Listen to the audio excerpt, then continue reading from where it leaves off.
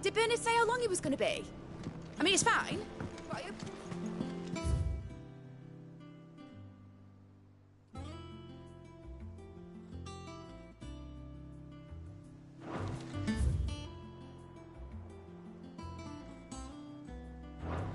Shouldn't you be getting some rest, Sid?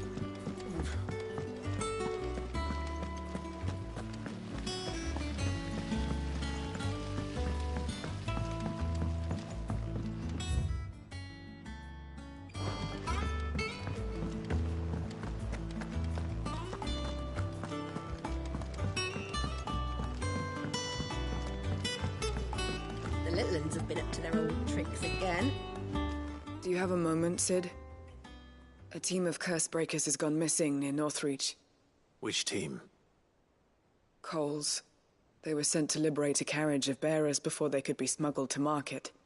They were moving in for their assault when the carriage was attacked by goblins. A curse breaker managed to release a Stolas amid the confusion, but...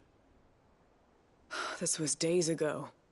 They should be back by now, but I've heard nothing from any of them. I can't help but worry that... They know the work is dangerous. But I'm sure they're fine.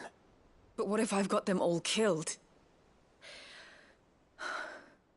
Before they go out, I always remind them why we're doing this, what they escaped, and what we're freeing people from. But I never really thought how my words might affect them. What risks they might take because of the things I've said.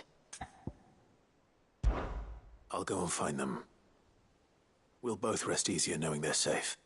Thank you, Sid. And I'm sorry to trouble you with this.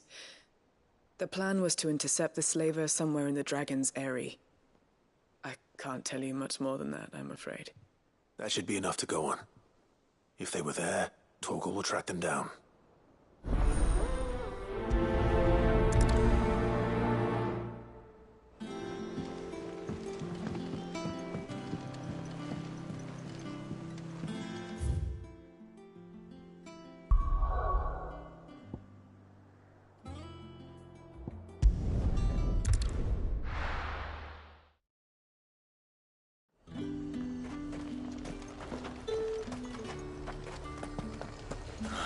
Slavers don't even bother with Northreach now that all the highborn have fled south.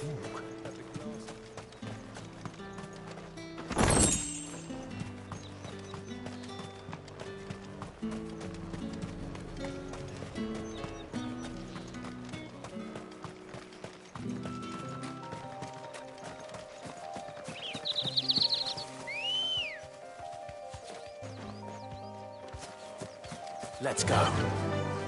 Faster!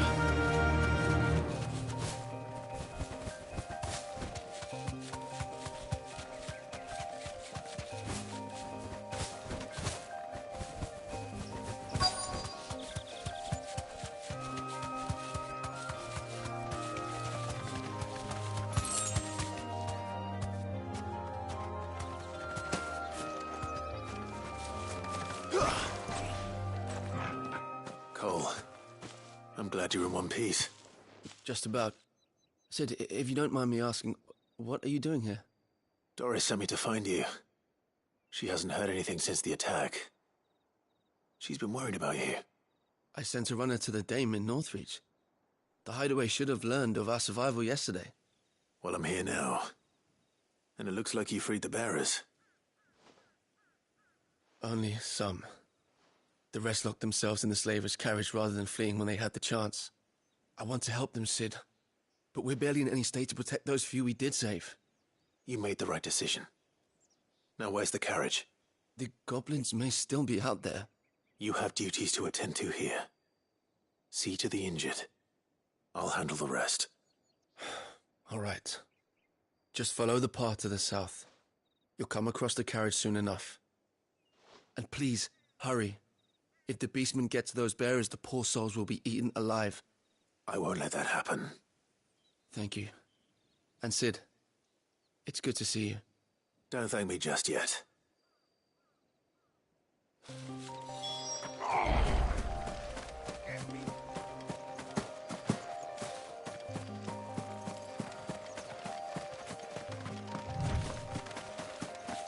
They're trying to get into the carriage.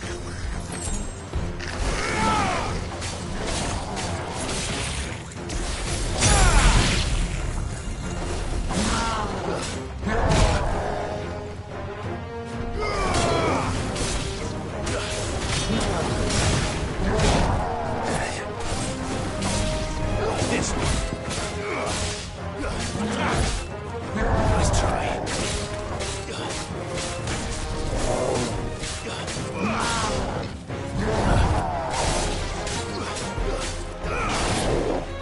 This one.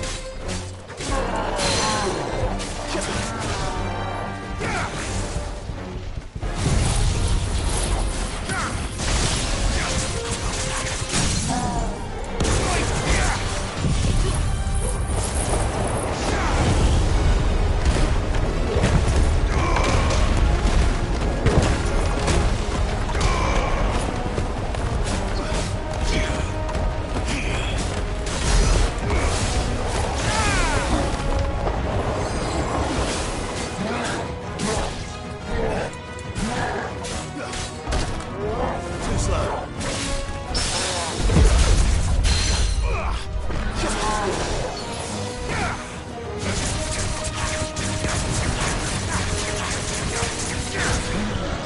Nice try.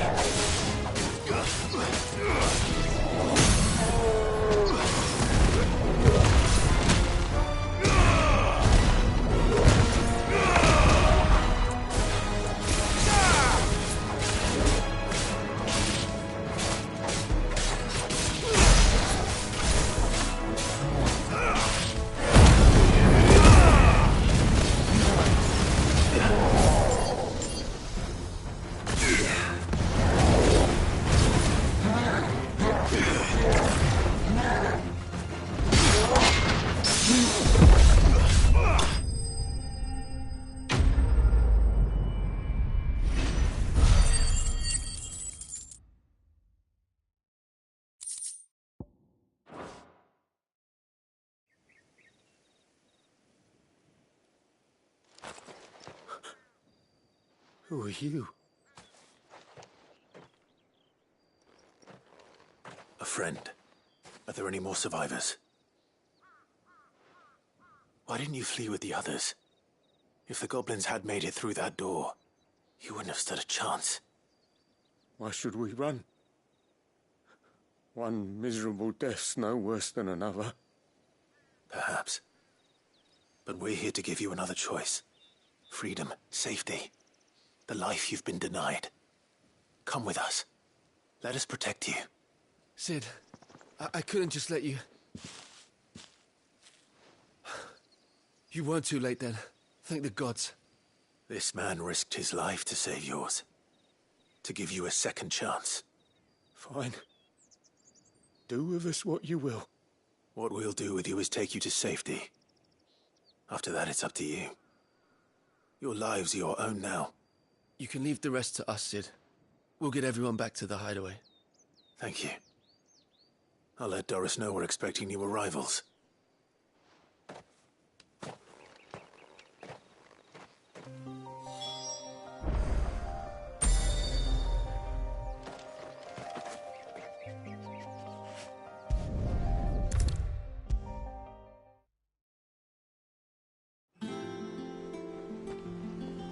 Sid, welcome back. A stolus from the Dame arrived not long after you left. If I'd just waited a little longer, I might have been able to deal with things myself. Or maybe I wouldn't. I keep making the wrong decisions. Cole and the others got home safely. You made exactly the right decision. No, I was lucky. I've been tracking that slaver for months, and then I sent Cole and you after them, woefully unprepared. What kind of leader sends people into danger without considering all the risks? I should have urged greater caution, told Cole to be wary, to pull back at the first sign of trouble. We swore the same oath as you, Doris. It's good to see you safe and well, Cole. I'm sorry. With all due respect, we Cursebreakers don't risk our lives because you commanded of us. We risk them because we believe in our cause. No one with doubts ever joins our ranks. The agony of removing the brand more than sees to that. We all know how much bravery that takes. Cole, I never doubted your courage. Only my ability to see it put to good use. Thank you for your faith in me. I'm not sure I deserve it. I sometimes wonder if I might prefer to risk death alongside the others than ask it of them. But I'm a curse breaker. I swore an oath too. I have a role to play, and I must trust that I'm the right one to play it. You will. In time.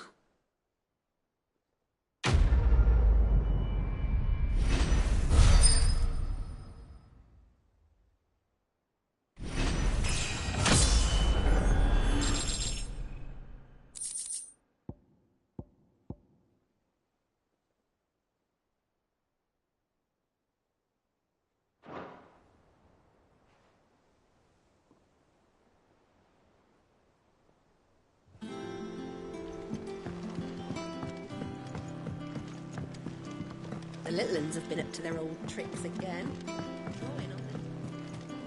Jill looked white as a sheet when they brought her back.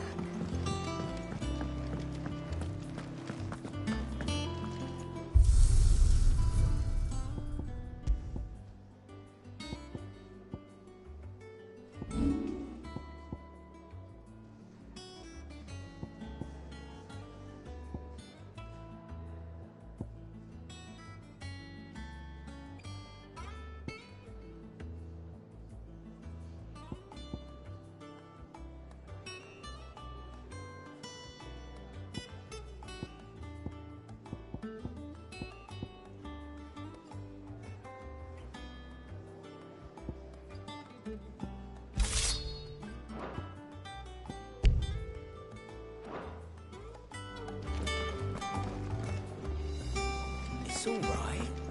Sid has nothing to fear from Booker. He'll deal with it. Well, don't just stand there, Gorp. Watch yourself out there.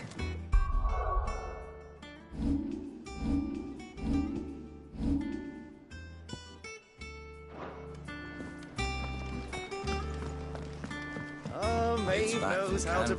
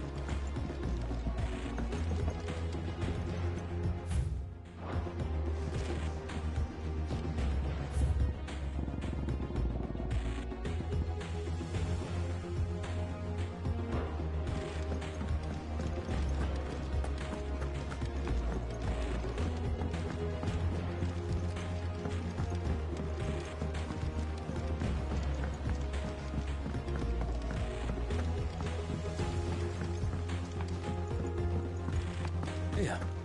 What's everyone whispering about? Haven't you heard? Mid's back. Things are about to get interesting around here. How are you doing? Here you go. Seen enough?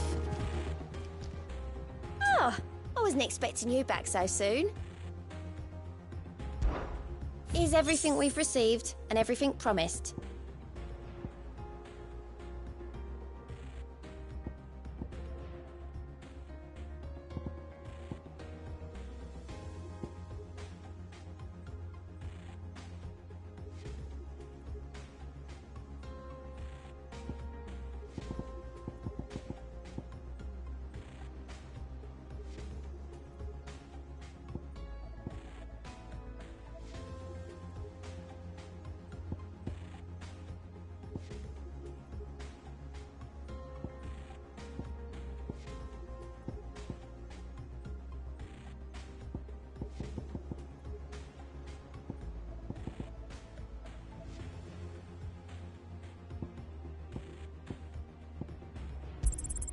You earned this.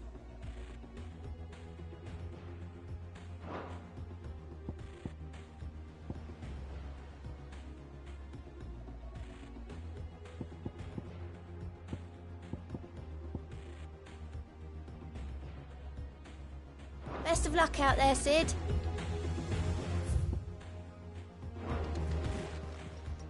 How may I help you today, Clive?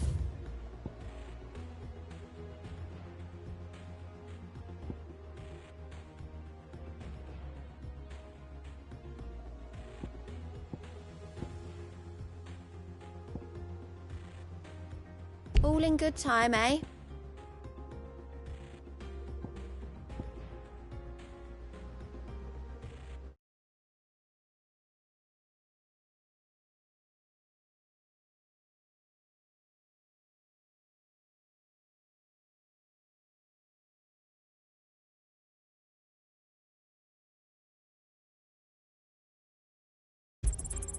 You earned this.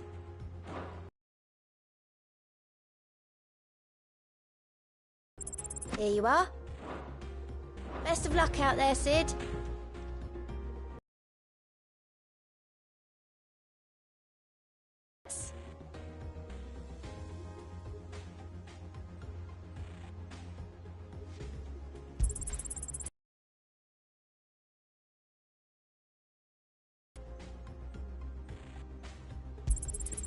All yours. Come again. I may have more for you.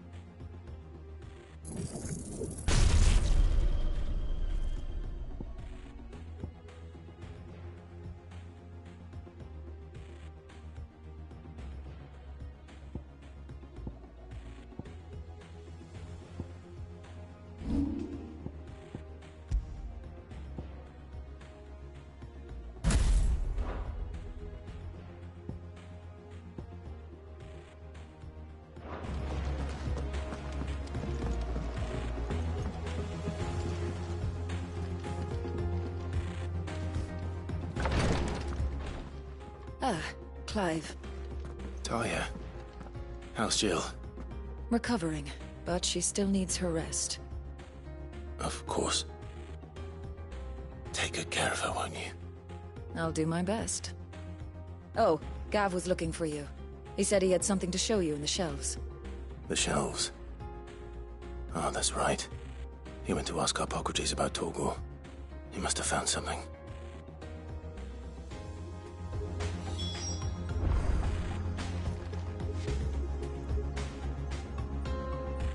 You have the look of a man with the twins upon his shoulders, Rodrigue. Talia has tasked me with removing a Cursebreaker's brand. But it's my first time, and I don't think I can do it. I'm afraid of what happens if I fail. You survived, I know, but near as many die as recover. Is it really worth the risk? You don't need me to answer that. You know full well what we're fighting for. I hope as much as you that one day bearers can walk among others as equals. But until that day, a brand is a burden, and we must lift that burden in order to go undetected. The operation may be dangerous, but it's also essential, and we undergo it willingly. I know. I still wish there was some other way. But griping about my lot helps no one, I suppose. Don't worry. I'll do what must be done. I know you will.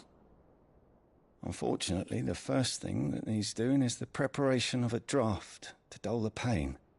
Something I can't do with the infirmary's ammonia supply so low. What few leaves we have would barely be enough for removing a splinter, let alone a brand. Well, there's probably a leather strap around here somewhere they can bite down on. You have the look of you don't, and the operator. I know. I know. Just tell me what you need. You'll go. Oh, thank you. No one knows Herblore like Taya, and she swears by ammonia for easing pain. It's simple enough to find, if you know where to look. And fortunately for you, I do. Along the river near the village of Amber over in Rosaria. Just search for the bright blue blossoms.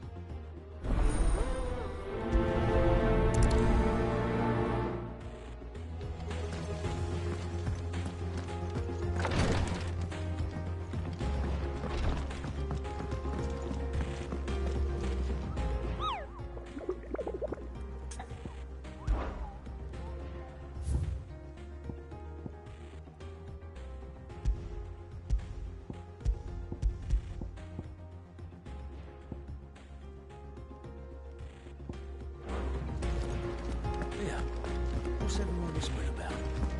Haven't you heard? Mid's back. About to get interested. The little ones have been up to their old tricks again.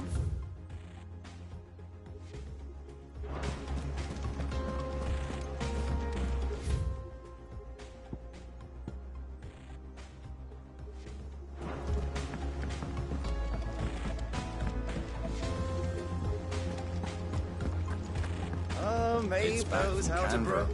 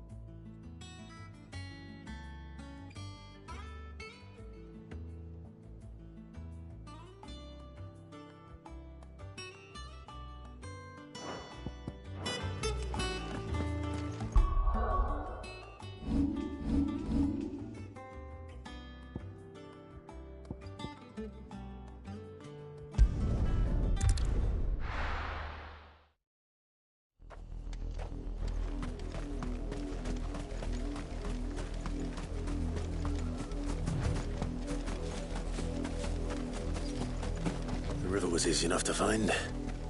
Now for those herbs.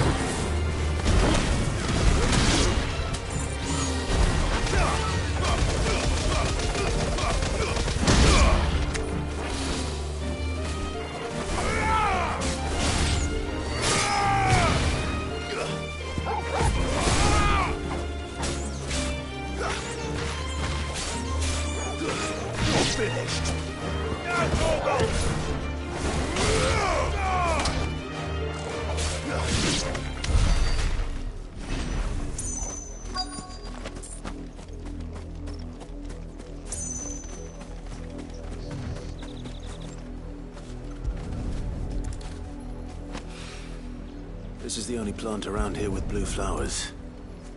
I hope it's the right one.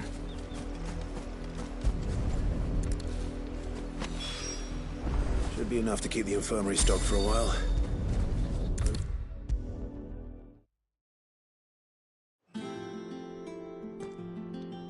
I hope you didn't have too much trouble finding the ammonia. Only the usual. Oh, yes. This is it. And more than I was expecting. I dare say the patient won't feel a thing. That is, unless I... You'll do fine. Taya trusts you. Which means I trust you. The hideaway would be lost without skilled physicers like yourself. Thank you for the kind words. Truly. But... I'm sorry. I'm still terrified. The brand is more than just ink on flesh. It's a death sentence. Milk of the wyvern tail lurking just below the surface of the skin. One ill-conceived incision, a single slip, and the poison fouls the patient's blood. Failure means death, and even success means tremendous pain. Days of agony as the wound heals. I became a physiker to help people, not to kill them. I don't want to kill anyone. Cursebreakers lead hard lives. And the operation is only the beginning. They toil in the shadows, risking life and limb, knowing their efforts will win them neither glory nor acclaim. And yet we have no shortage of volunteers. The day I decided that I would take Sid's name was the same day Taya took my brand. I remember. It wasn't long after we came here. What little medicine Taya managed to salvage from the wreckage of the old place had been used up treating the wounded. She begged that your operation be delayed until a new supply of antalgics was found. Procedure was even more dangerous back then. Only a few souls had undertaken it. Doris, Cole, a handful of other curse breakers, and those who are no longer with us. Those who lost their lives in the process. It wasn't something to be done lightly. No. But it was something I had to do, if I was to take Sid's name. He always led from the front, and never asked anyone to take a risk for his cause that he was unwilling to take himself, even if he knew that it might cost him his life.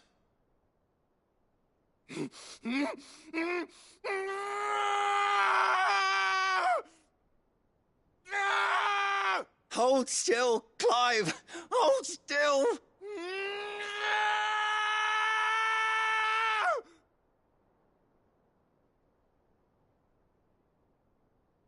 I knew there'd be pain. That I might not survive. And I was afraid. But I also knew that if I didn't overcome that fear, that pain, then I would never be able to call myself Sid. I didn't know. We all want our brands removed. But it's a decision each of us must make for ourselves, on our own terms. Rodriguez, I know your work isn't easy, but neither is going under the knife. Be a shoulder for your patients to lean on. Stay strong for them. You sound like Tyre. Do you know what she once told me? It's natural for a patient to feel like they're suffering in solitude. And it's a physicist's duty to see that they don't. Thank you for helping me remember that. I won't falter. Not again.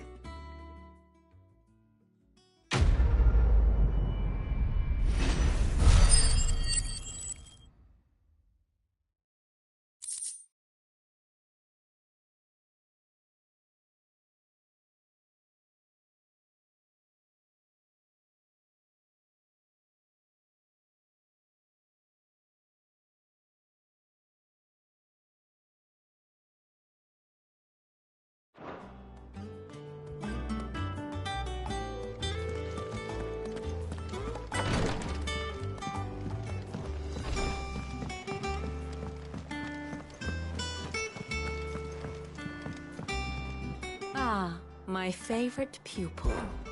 What is it that you wish to learn? I have the details here.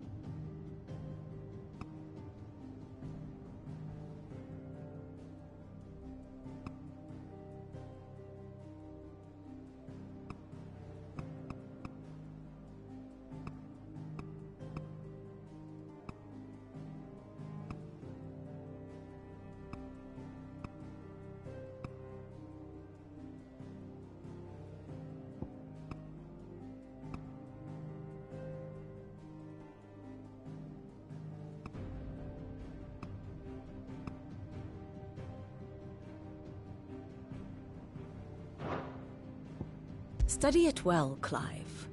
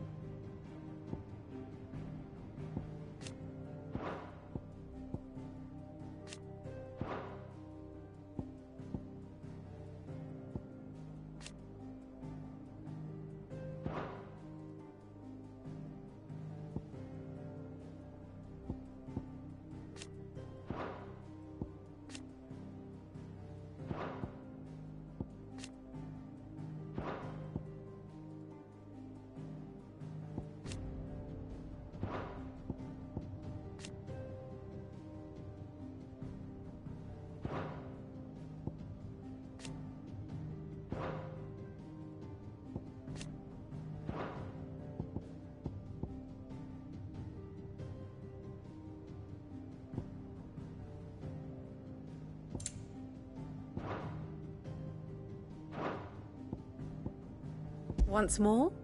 Very well.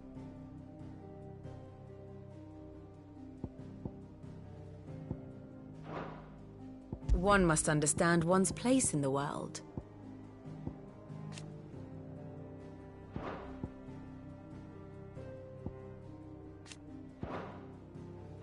The state of the realm is ever-changing, Clive.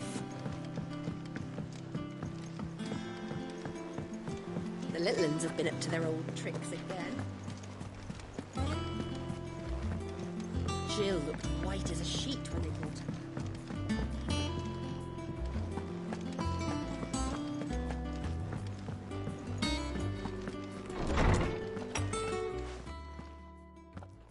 Clive, where have you been?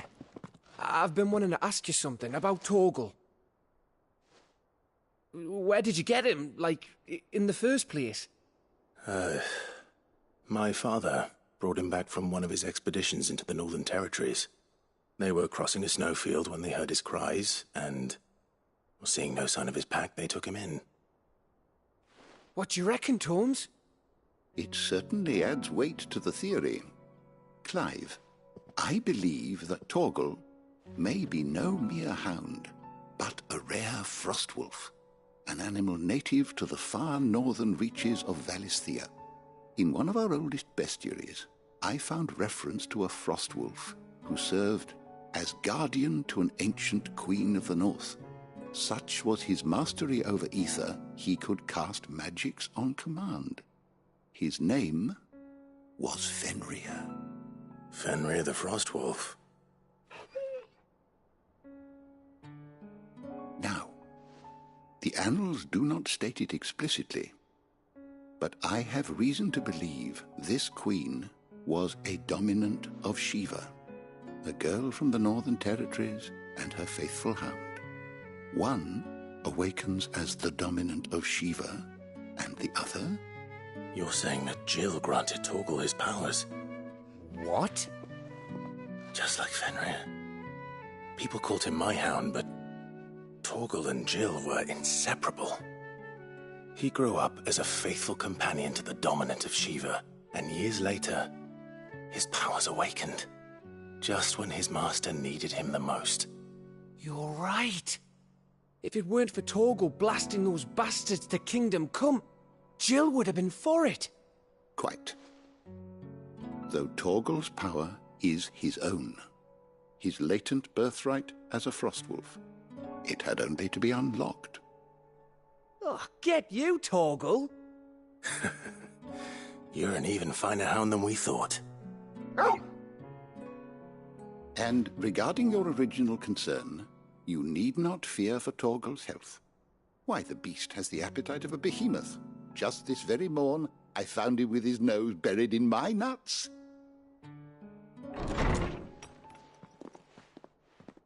There you are! I've been looking everywhere for you. Bernard's here. I need you to introduce us so we can get to work. I shall be a moment.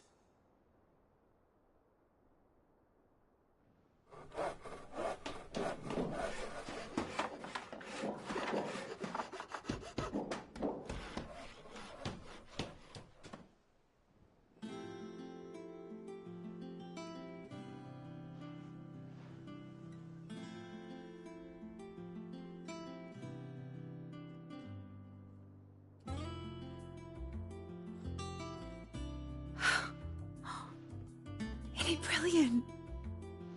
It is. Well, I couldn't have done it without you. You and everyone else. But I promise I'll pay you back. I'm gonna work my fingers to the bone for you lot, starting right now.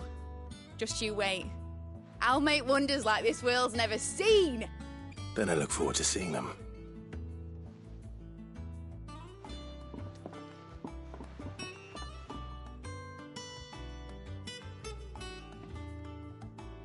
Now that that's settled, I wonder if Vivian's made any progress tracking down Kubka. I wonder what she's going to engineer next. Let's go and ask her.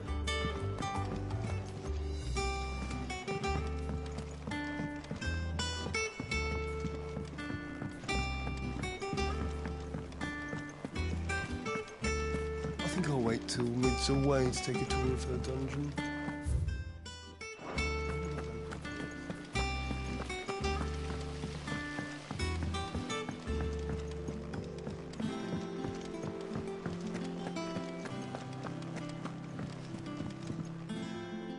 How goes the hunt for Kupka? Largely in circles. We have myriad sightings of strange soldiers in unexpected places, but nothing definitive as yet. If only we knew for certain by what route he left Rosalith. Well, keep at it. If anyone can piece this puzzle together, it's you. And I'm willing to wait as long as it takes.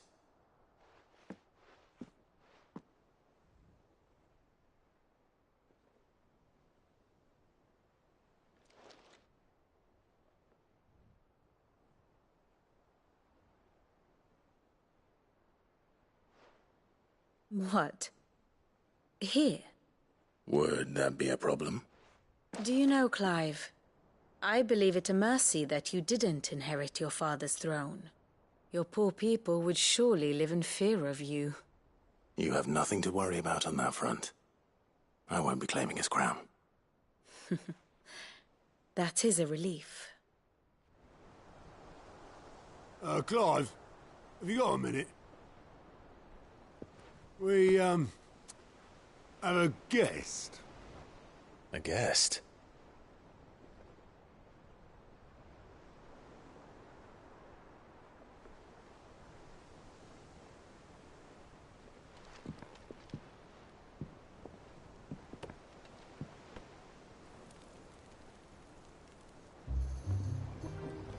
For your trouble. It was a pleasure, in hindsight. Uncle Byron? Clive, my boy! Tap a cask and stoke the ovens, for your favourite uncle is here!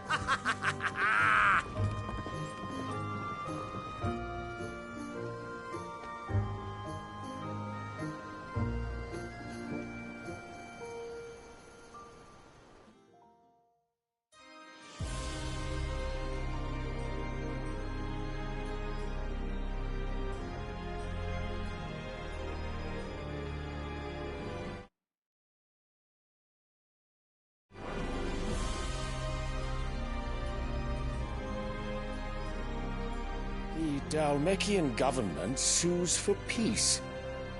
How shall we respond? If they're willing to accept their fault in the matter, I see no reason to refuse them. Still, we must insist on substantial reparations. The Twinside stores are not as bottomless as reported. Aye, and we have many more mouths to feed. We shall just have to have the Dalmeks empty their treasuries for us.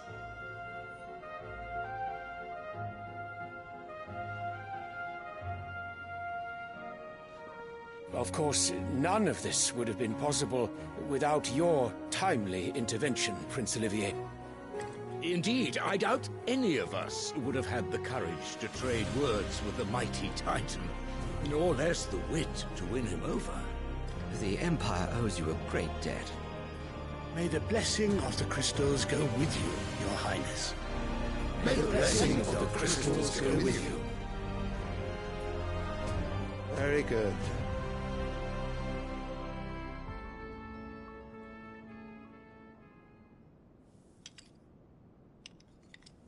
Now, let us come to the question of precisely when the Dalmeks will withdraw their troops. Dion's fire could rid us of them in mere moments. The men of the Fist will not withdraw until a peace treaty is concluded. So let us keep the negotiations open, give them time to gather what gold and trinkets they can, and once they deliver that which we demand, what worth is a piece of parchment? Your Radiance, were Prince Dion to take the field, the enemy would surely send their own dominant to meet him. And while His Highness would of course prevail, there would be heavy losses on both. You need not fear Hugo Kupka. He is engaged on the Western Front. Even were the Dalmeks to send for him, he would not arrive in time. As much as I would enjoy witnessing a clash between Bahamut and Titan, It is not to be. And what of your subjects, your Radiance? If the fighting spread to the city proper, the people would bear the brunt of it. There will be losses, it is true. Yet for every citizen who falls, another can be bred. For every home that burns, another can be built. The Empire will live on.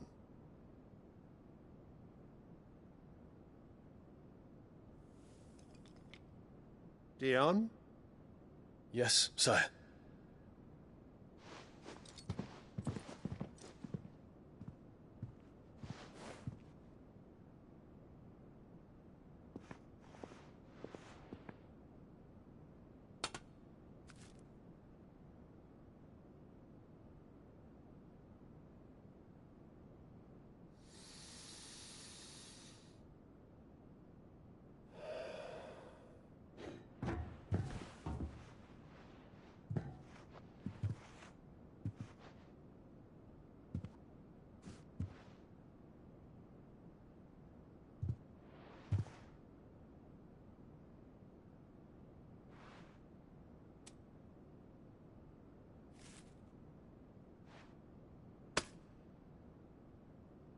Prepare for battle. But sire... Do not make me repeat myself. Return to your camp and await my orders.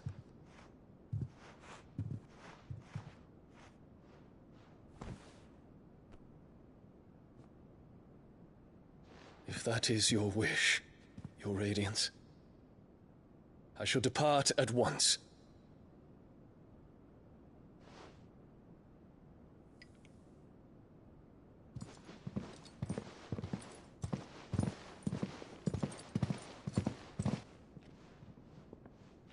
May Gregor forgive you.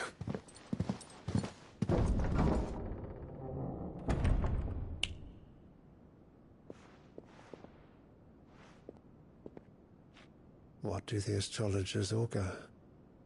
The stars are in agreement, Your Radiance. The shadow of treachery hangs over Prince Dion.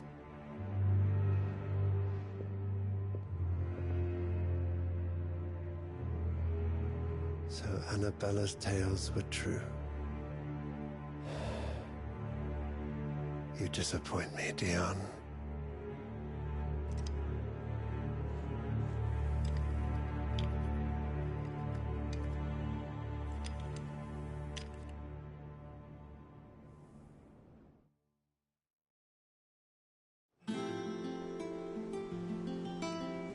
What on earth?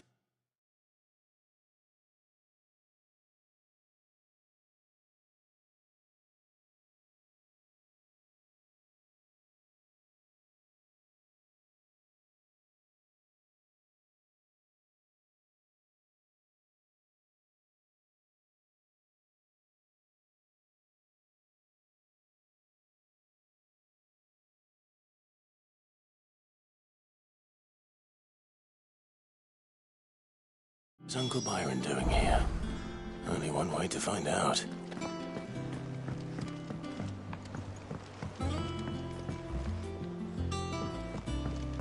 The little uns have been up to their There's old... just one thing after another around here.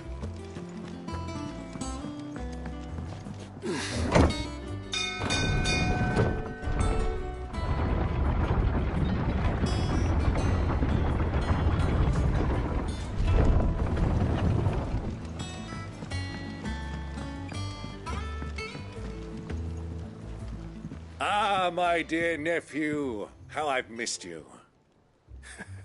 How did you find this place, Uncle? Through the good offices of young Sir Wade. He really is the most helpful fellow. As are you, I hear.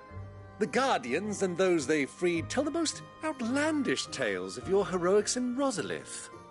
Which is why I came, to learn the full truth of the matter. Sort the fact from the fiction, so to speak. You were working with the Guardians of the Flame to evacuate the people of Rosalith to Port Isolde. I was, aye. Then I have questions for you. Please, come inside, Uncle. Gladly. You there? There are 2,000 gold talents in those chests. See that they're added to my nephew's coffers, would you? 2,000?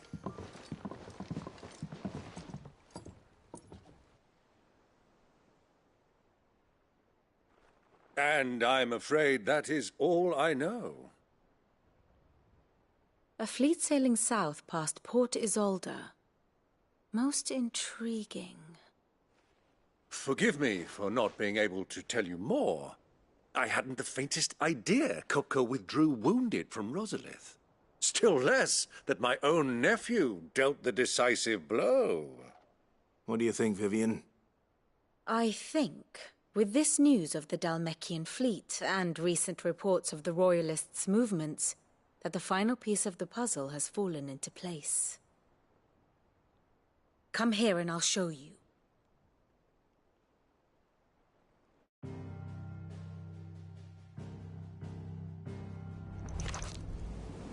It is known that Kupka's forces entered Rosaria via its unguarded coast. So can the same be said of your visitors from Waloed? Certainly, her Royal Navy is famed for the efficiency with which it bears her knights from one battlefield to the next. And in the Einherjar, or Black Galleon, she boasts a vessel nigh as swift and every bit as feared as the kingdom's legendary cavalry. A fitting flagship for a land apart, her naval presence being crucial to her ambitions beyond Ash. Yes. It seems safe to assume that the Royalists did indeed enter Rosaria from the sea. So then, had you a vested interest in Titan's survival, whither would you take him? Why, home to Drake's Fang, a place rich enough in ether to conjure the magics needed to mend his hurts. But would that not entail an arduous voyage around the southern cape? Let us say that the Royalists did put ashore with a mind to spirit Kupka away from under your very nose. Could that truly have been their plan for him? To load him aboard one of the ships flying Republican colors sighted off the coast near Port Isolde? To spend weeks at sea, being tossed hither and yon by unforgiving waves, his life hanging in the balance? No. The journey would mean Titan's death, and Kupka's faithful creatures would not allow it. So what then was the plan of our Waluda friends? Reports suggest they made not for the coast, but for the desert. And by cutting through the Velcroy, a party traveling light would have Titan back in his bed days before a galley could lurch into port. To wit, it was the Royalists, not the Republicans, who effected Hugo Kupka's safe retreat. I would stake your life on it.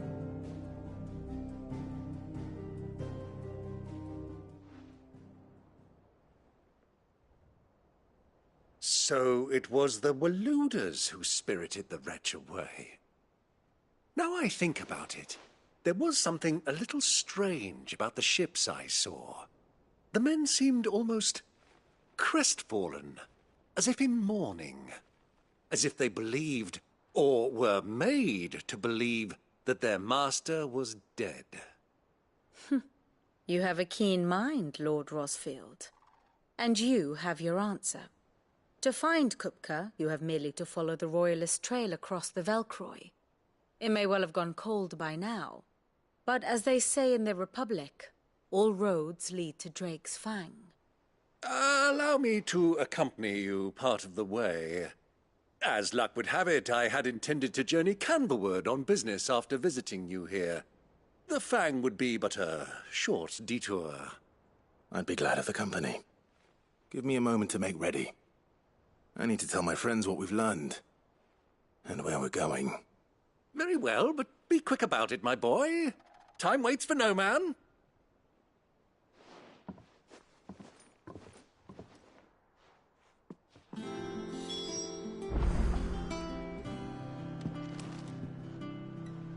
Ah, my favorite pupil. How may I help you today? Here's the latest information I have.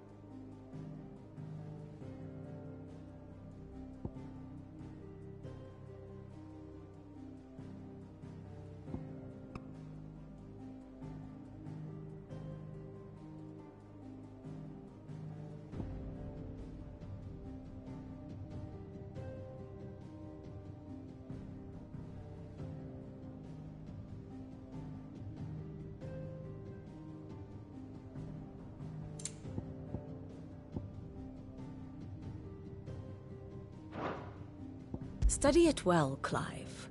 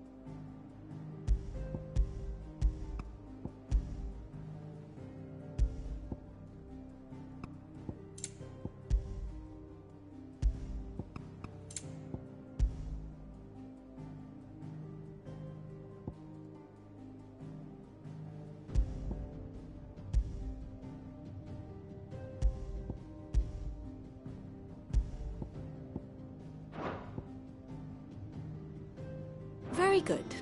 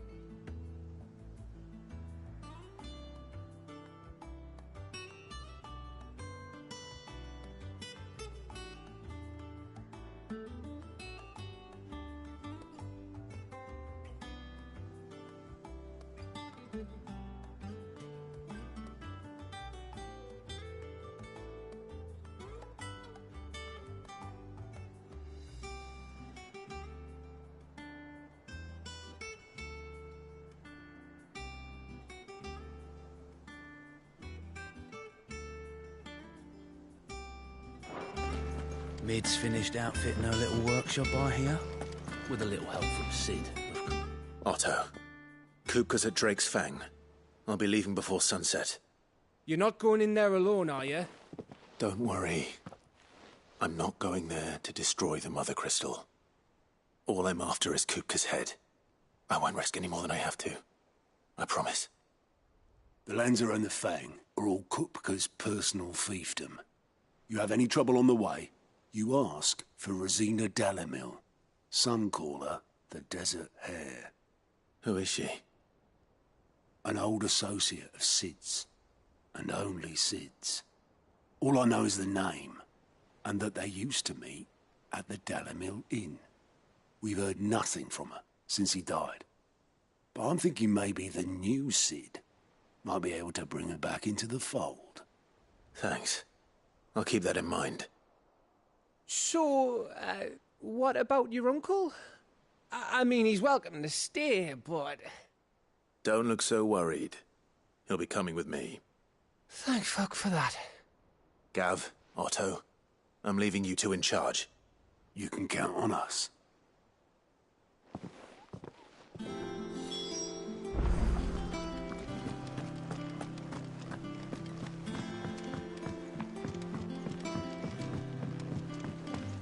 The little uns have been up to their old tricks again.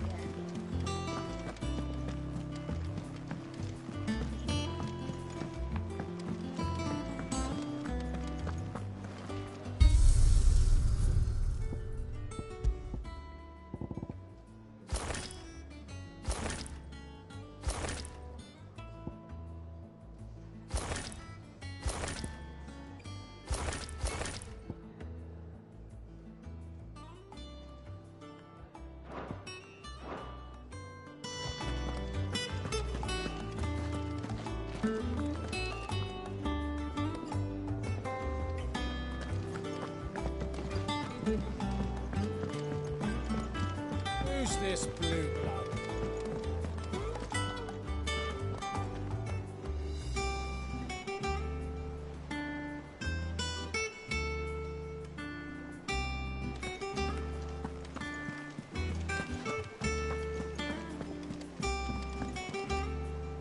All right, Uncle. I'm ready to depart. Shall we?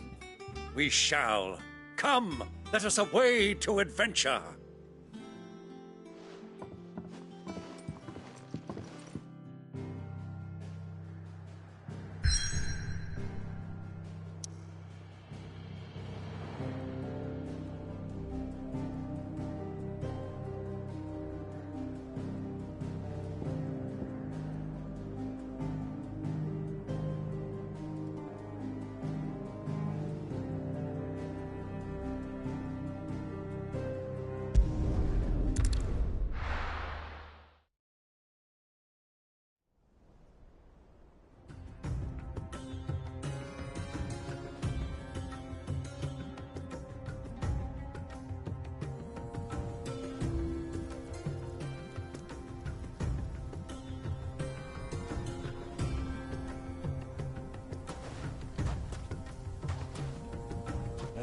I was a young man when last I walked this path.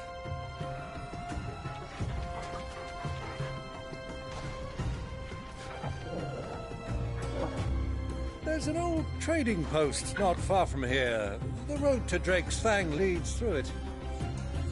The trading post it is.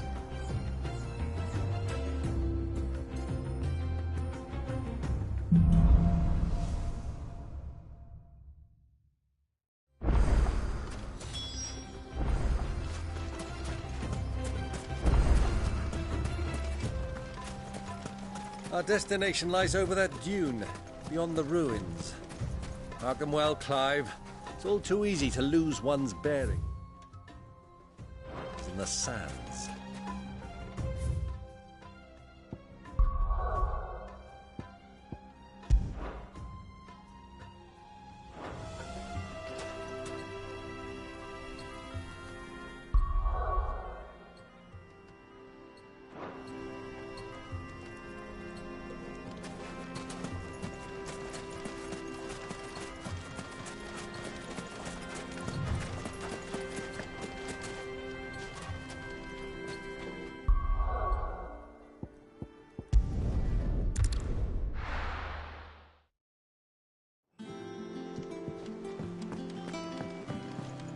Who's this blue blood?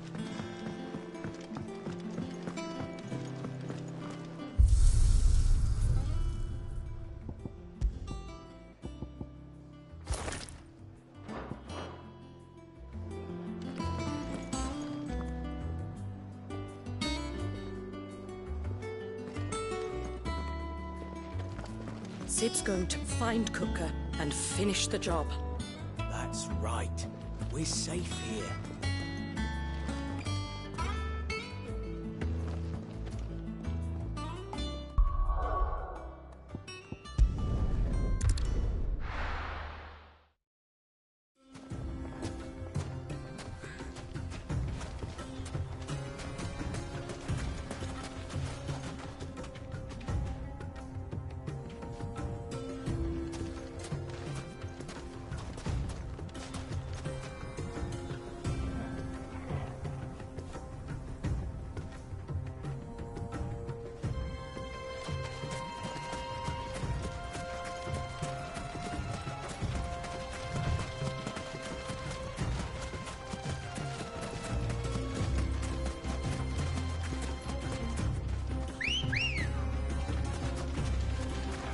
Good girl.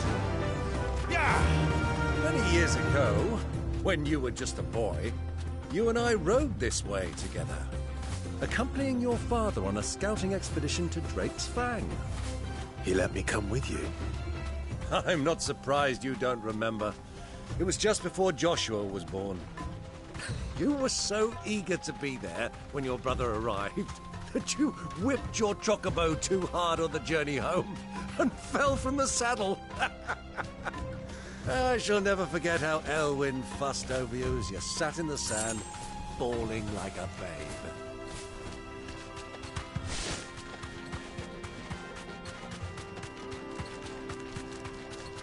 Who do you think those soldiers were in the inn?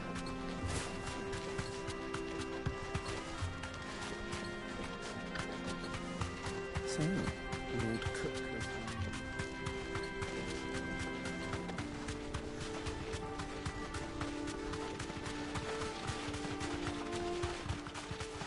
Ah, there she is. The good old Dalamil Inn. Do you know, this heat has given me quite a thirst. Quick drink before we press on?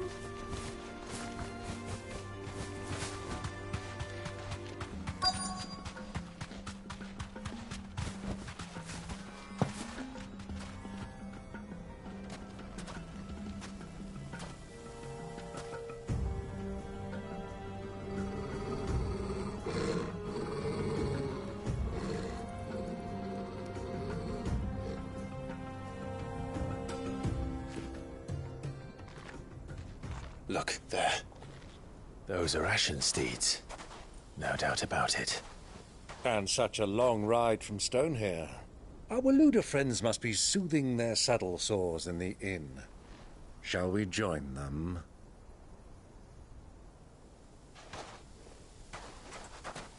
Run along and play now, Torgal. Dogs aren't allowed inside.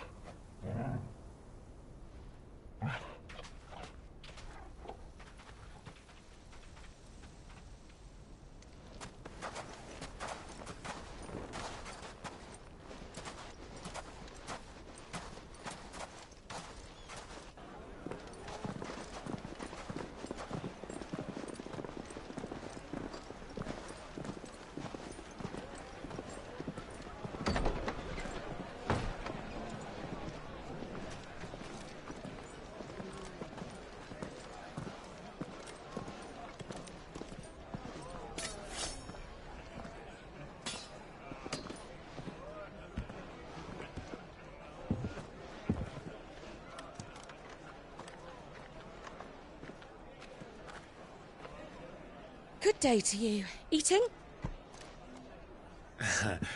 Sorry about my pal. He only talks when his mouth's full. What do you recommend? Well, if you're after something light, we do a fine chocobo soup with lentils and honey. 2 bowls of that, then. An ale. Right you are. Hey, girl! Coming! Your pal? Would you rather be my squire?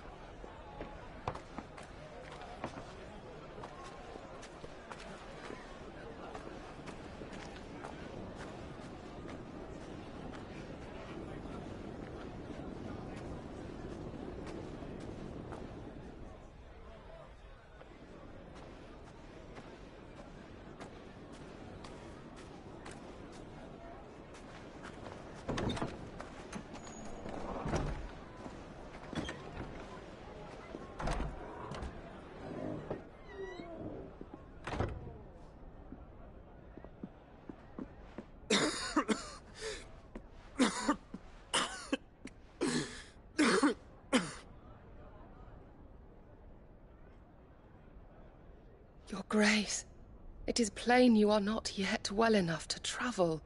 If you would only let me take you to someone who can better attend to your ills. No, we must press on.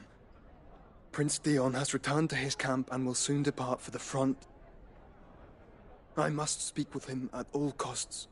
Miss this chance and I may never get another. You do understand that? Yes, Your Grace. But you must at least agree to take your medicine.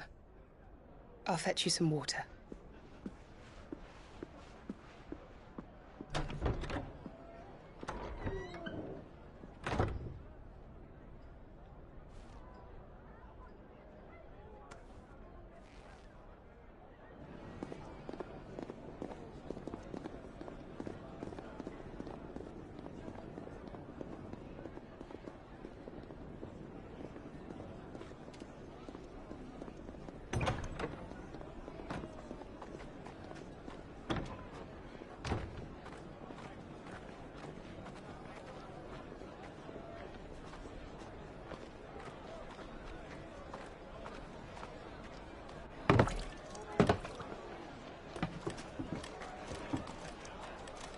Keep watch, they tell us.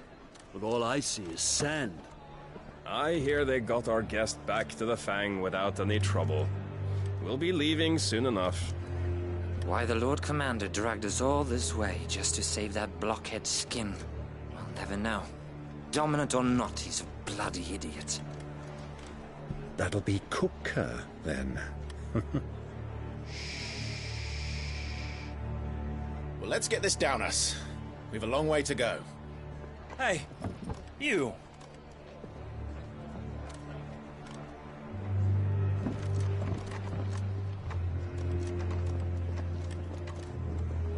Uncle? Sorry.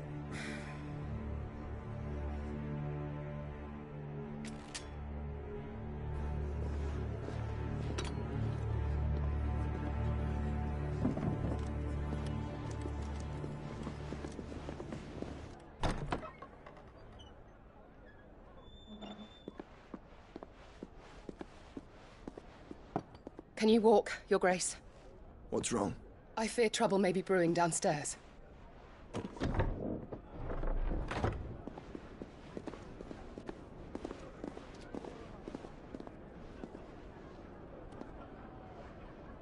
You two are travelers, are you not?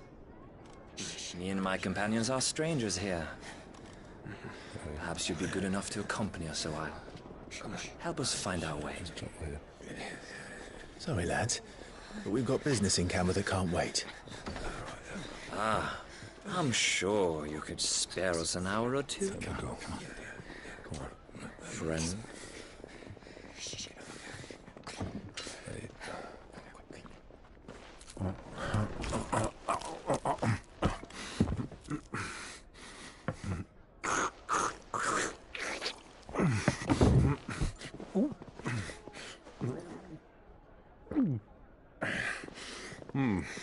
I'm afraid we don't have a moment to lose. Friend.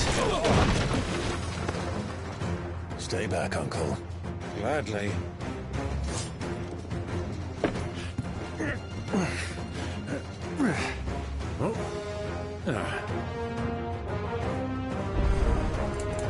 Yago, take it! Try it.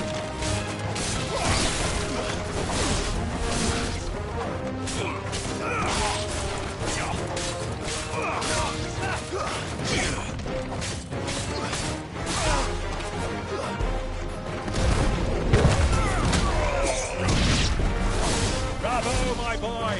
Just like that!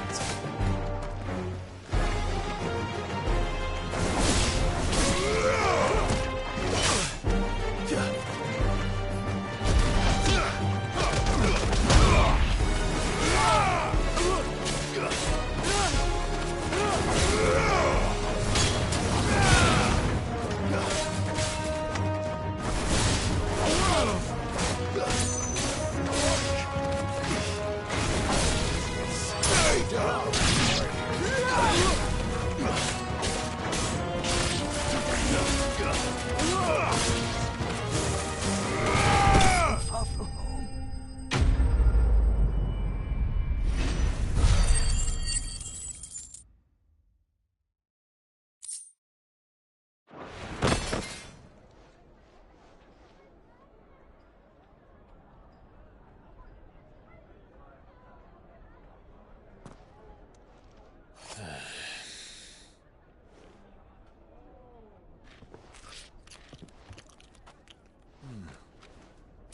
for your trouble.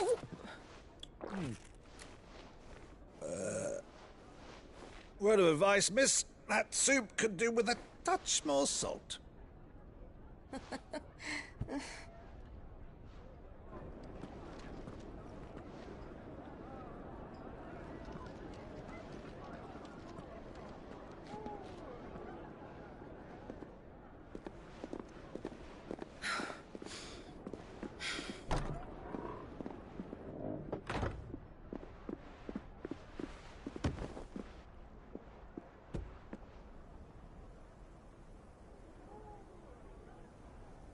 Now's our chance.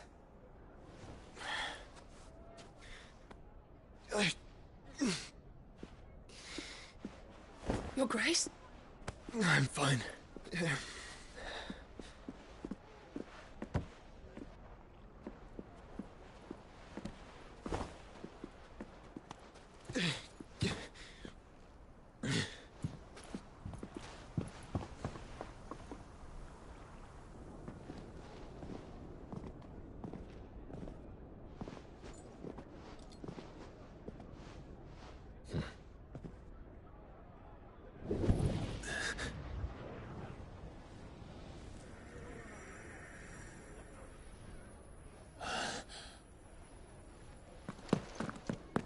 Clive?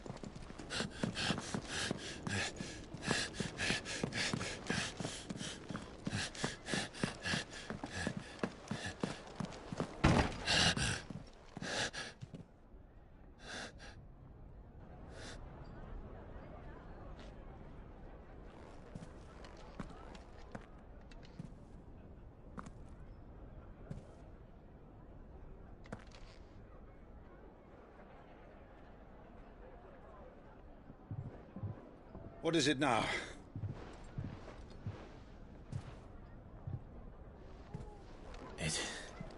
It's nothing. Let's go.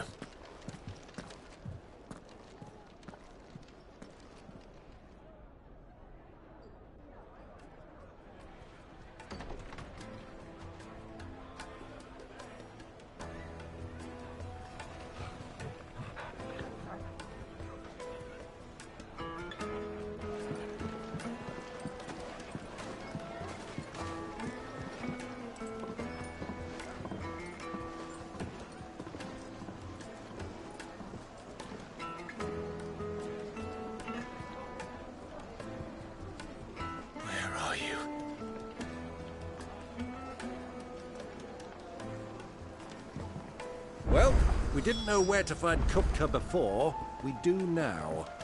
The Royalists said it themselves. Their guest is in the Fang. We should press on before any more of their friends turn up.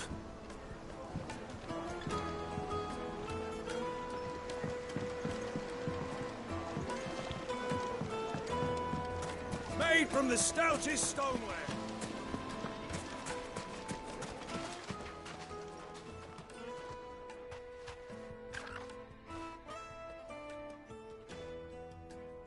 Ah, they've closed the road. And it's the only way from here to the Fang. It would seem Lord Kupka is not accepting visitors at present. We have to get through that gate. Not by force, I trust. We've attracted quite enough unwanted attention already. By guile, then. Perhaps the Desert Hare can offer us her aid. Rosina Dalamil, woman of mystery. But how will we find her? We know naught of her but her name. And that she was working with Sid. Sid's other collaborators have all been people of means, the wealthiest and most successful members of their communities. I'll wager this Rosina Dalamel is the same. That would certainly help to narrow the search. We need only inquire as to who is in charge of the town. And that's exactly what I mean to do.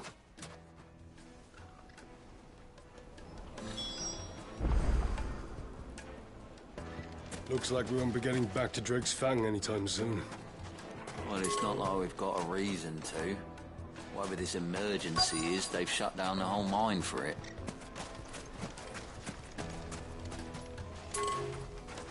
Good day, my lord.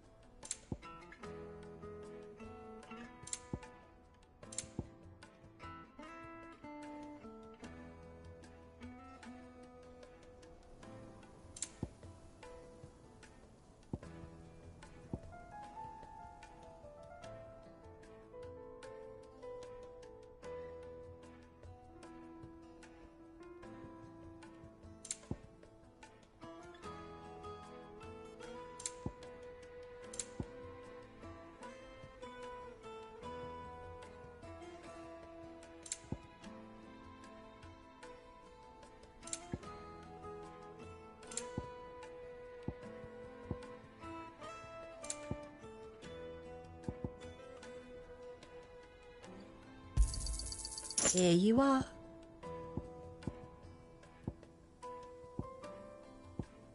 Go with Gilbert.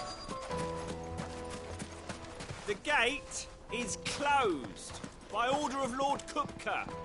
Any attempt to gain passage to Drake's Fang. Light it for Gilbert's sake. Anything I can help you with, travellers? Allow me. My good man, we represent one of the oldest and greatest trading houses of Port Isolde. We're seeking to expand our business in the region and would very much like to make the acquaintance of Dalamil's leading entrepreneurs. If only we knew where to find them. Well, we're best known for our baths, our markets, and our smithies. I suppose you could do worse than start your search at one of those. Thank you. You've been most helpful. Oh, you wouldn't happen to know a lady by the name of Rosina Dalamil, would you? No. I can't say I do. Well, thank you all the same.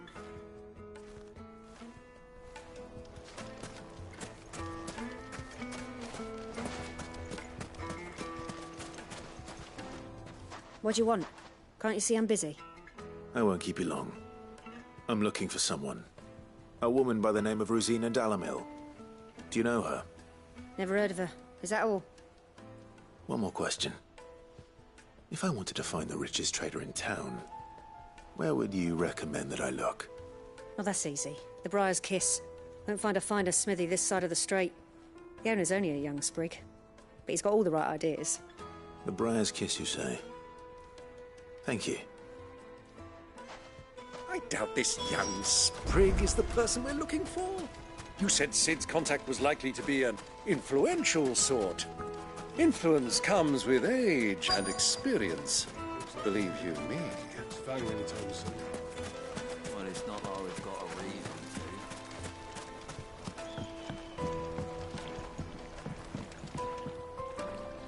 to. Can I help you? Yes, I'm looking for a woman by the name of Rosina Dalamil. A long-standing pillar of your community, I believe, from old trading stock. Then you should ask further. He's been here for years. Knows the place and its people like the back of his hand. And he's in with all the old merchant families. Try the baths. That's where you'll usually find him. Thank you kindly.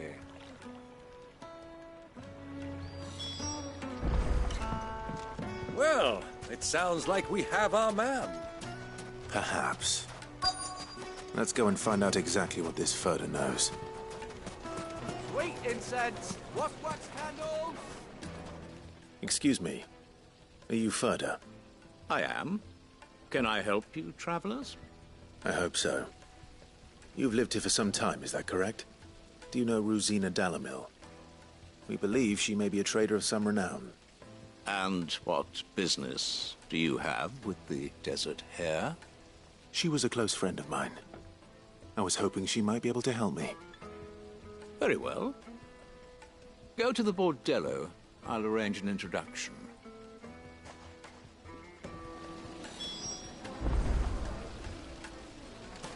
Do you think we can trust him? Only as far as I think he... So you're the ones who've been sniffing around? I beg your pardon? Don't play the fool. Stick your nose in our business and you're likely to lose it.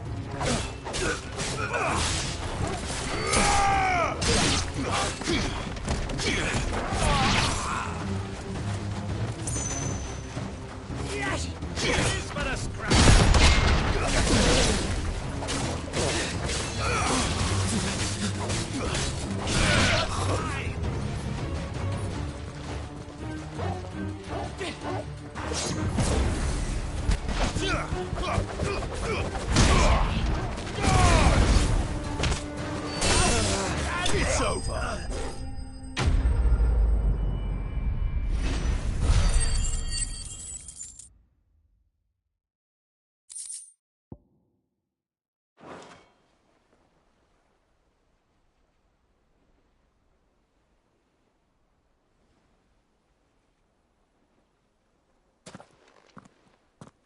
Who are you working for? Him or her? Him. The boss. He wanted us to test you. Though one could hardly call that a test. Lord Furder? Look what the cat dragged in. Your skill with the blade is rare indeed, my lord. A fitting talent for an outlaw. You know who I am. So what now? Call in the Men of the Rock and collect the bounty? That isn't my decision to make. Our work is done. Take him to meet his precious Rosina. She will be interested to make his acquaintance. Yes, my lord. To the Lock of Leisure, then. To the Lock of Leisure.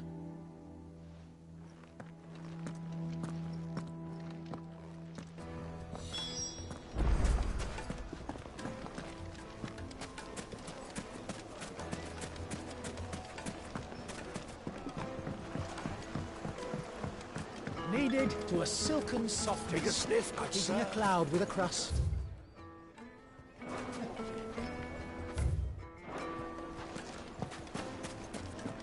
The finest fabric!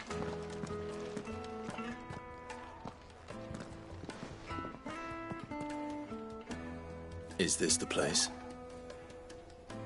Lubor's Forge. The Briar's Kiss.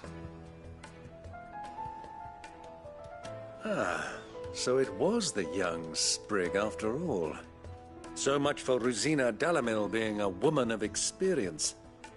How wrong I was. It was an easy mistake to make, Uncle. After all, it must have been years since Sid last saw her. Sorry, him. Whoever this Lubor truly is, he's clearly a man of means. I'd say he deserves our respect. See that he gets it.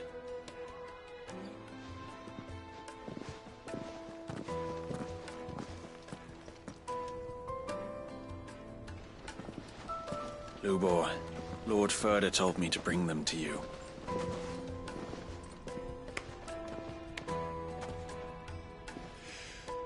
My boys tell me you're in need of assistance. Sid the Second? I won't waste your time. I need passage through the south gate.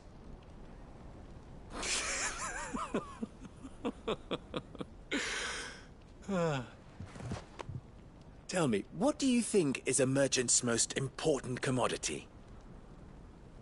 Why, trust. Everyone knows that. Without it, you have nothing. And nothing is exactly what you have. And so, for you, I, too, have nothing. I'm not in the business of helping every lost puppy that wanders in off the street. I'm a busy man, as you can see. Let's leave this mummer to his farce. By all means. Find someone else to help you on your way. Just be sure to tell them you're not the two travelers from the inn the guards are looking for. Don't want them jumping to conclusions, do we? Why, you...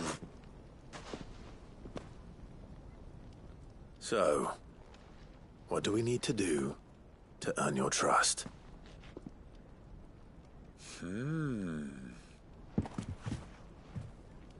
I like this one. Willing to do whatever it takes to get what he wants. Ha!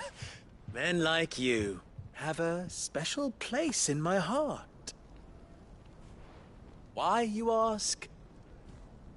Because they get me what I want. Always. Fine. So what do you want? Don't tell me you're going to listen to this swaggering scruff! We might as well hear him out. It's only natural that an ally of Sid's would seek assurances of strangers. Assuming he is an ally, of course. 5 years ago, he would have still been a boy. And yet even then I had more good sense than a man, 5 times my age? But enough of the pleasantries. We were speaking of what I want. I want you to put an end to the trouble in Dalamil. Return to me when you have done so, and you shall have my aid. Until then, I bid you good day. What trouble? If you're going to give us orders, be clear about them, damn you! Manners, Greybeard. One catches more damselflies with honey than with vinegar. What did you call me? My apologies. A word of advice in recompense. Follow the crystals. Oh, but that was 3. Oh, I'm making this too easy for you. Ha! It will be easy. Solving his little riddle should be like dealing with him. Child's play. Let us divide our forces, Clive. I'd rather not drag this parlor game on any longer than we need to. All right. Good luck, Uncle.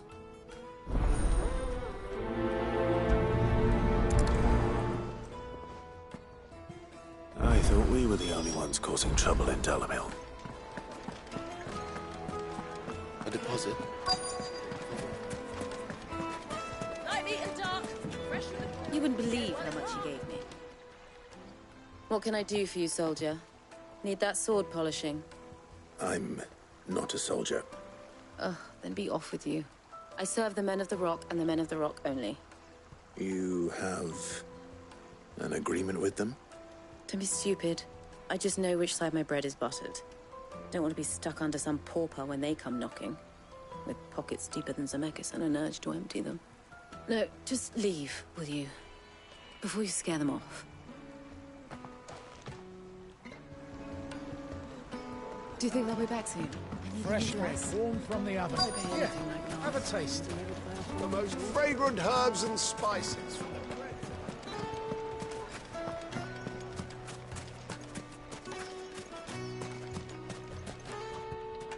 Do you have a moment? Depends what for. Just a question. Dalamil seems to be thriving compared to the other villages I came through on the way. Is there a reason for that? Well, we're a stone's throw from Drake's Fang, for one. The soldiers guarding the Mother Crystal and the shipments need a place to spend their hard-earned gil. The men of the Rock throw their money about like there's no tomorrow. Is that so? Well, thank you. Don't let me keep you from your work any longer.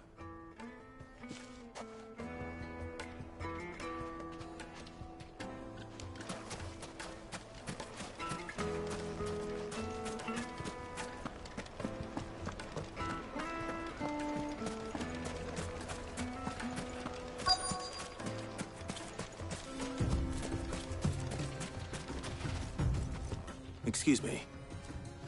Is it true there's been trouble with crystals of late? You've heard, then? I've heard rumors. Damn thieves. Pilfering the crystals that were meant to fill our cups and light our stoves. Us common folk have hardly had a shard to share between us these last few moons. And it isn't as if we can buy them on the black market, either. Whoever's taking them, they aren't sharing. I think I'm starting to get an idea of what's been going on. I wonder if Uncle Byron's learned anything of use. He'll probably be back at the inn by now.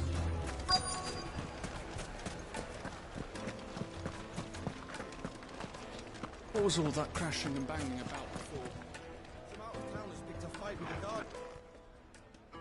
It's you, the one who broke all our furniture. What do you want? Haven't you caused enough trouble already? I'm looking for my pal. Have you seen him? The gentleman who was with you? Yes, he's upstairs, but...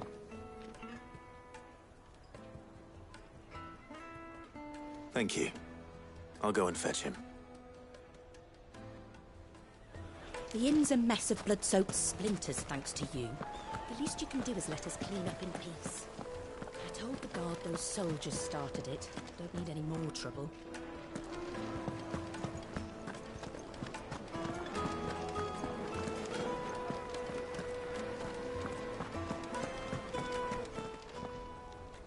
Huh?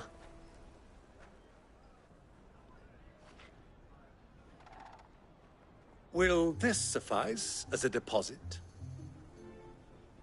By the sands. That's a black pearl. One of the many treasures in my collection that I would be only too happy to part with, should you give me reason to do so. All right. I'm sure that we can come to an agreement, but not here. What are you doing, Uncle?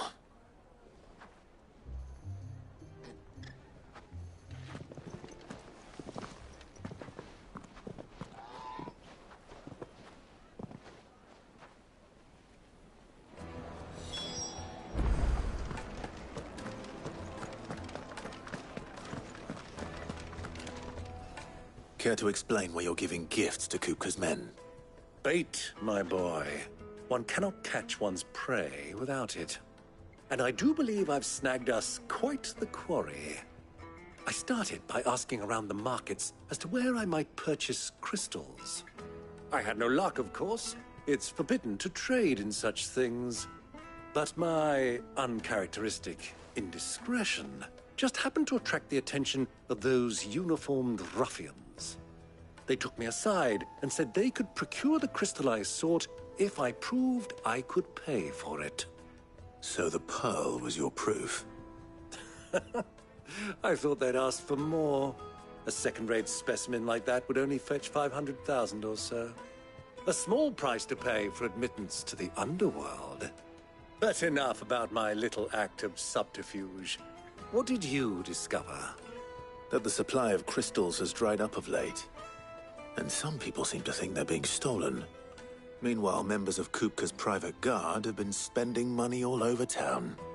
I'll wager those soldiers you've been talking to have been siphoning off crystals meant for elsewhere, and pocketing the profits.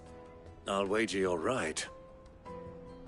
We'll meet with them then, just as you arranged, and put an end to the trouble Lubor spoke of. Ha! That preening popinjay thought this would be difficult. It just goes to show, one should never underestimate a Rosfield. We'll soon wipe that smirk off his face. I arranged to meet with the soldiers in a secluded corner of the Velcroy, far from prying eyes. The perfect place for a spot of double dealing. I trust I can count on your support, if things turn sour. Of course. Let me treat you. I need a drink. Fucking men of the wrong. Anytime they pull their snouts out of Kupka's trouble, they want to know what to take first.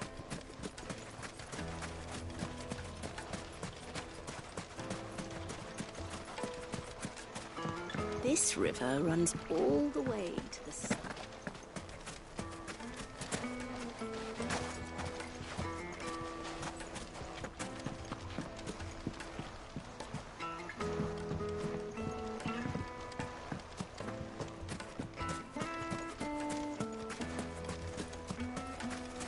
$1,000 for a measly bunch of Gazal greens. Won't you come and play, handsome?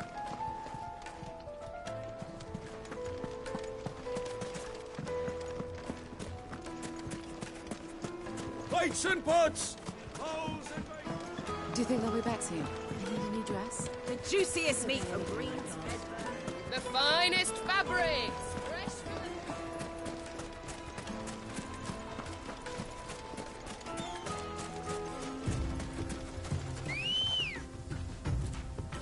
Come on.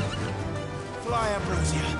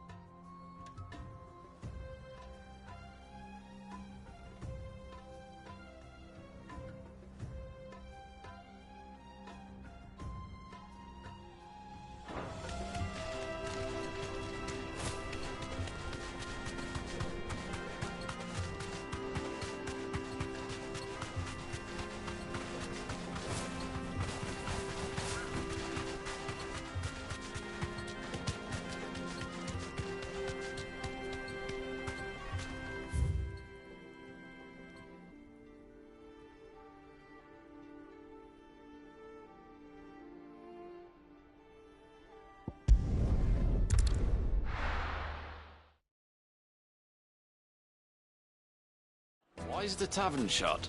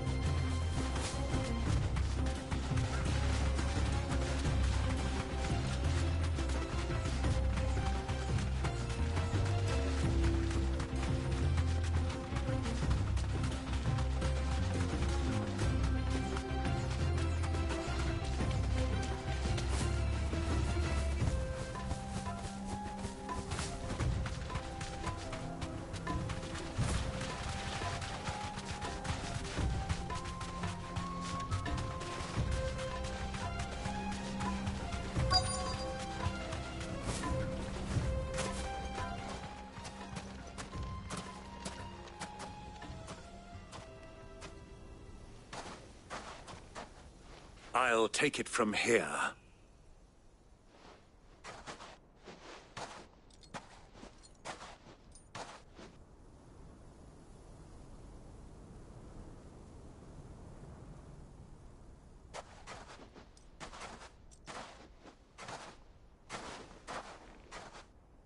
I was beginning to think you weren't coming, my lord.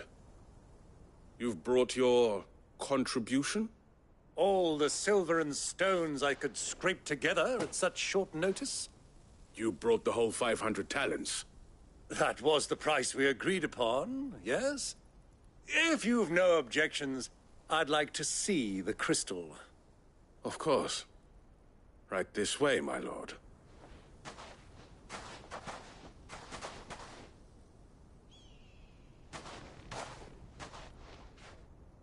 Not bad at all. You weren't lying about the clarity. But what of security? If I were to be stopped on the road, what guarantee have I that it wouldn't be seized as property of the Republic? Because these crystals are no longer the property of the Republic. You're not buying from us.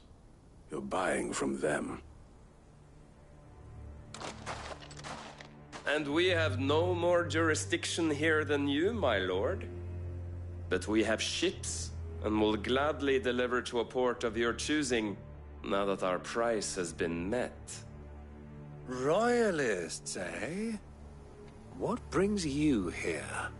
Why, to collect their share of Drake's Fang's blessing, of course. Our nations are allies, and so they are entitled to a portion of the Mother Crystal's bounty. And, being such good friends, we elected to increase that portion and share the benefits.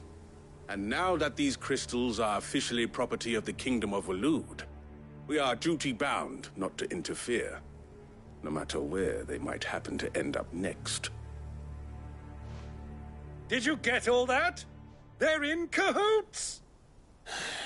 So it would seem. My lord, what is the meaning of this? Double-crossing dogs. They're not here to do business. Kill them! Kill them both!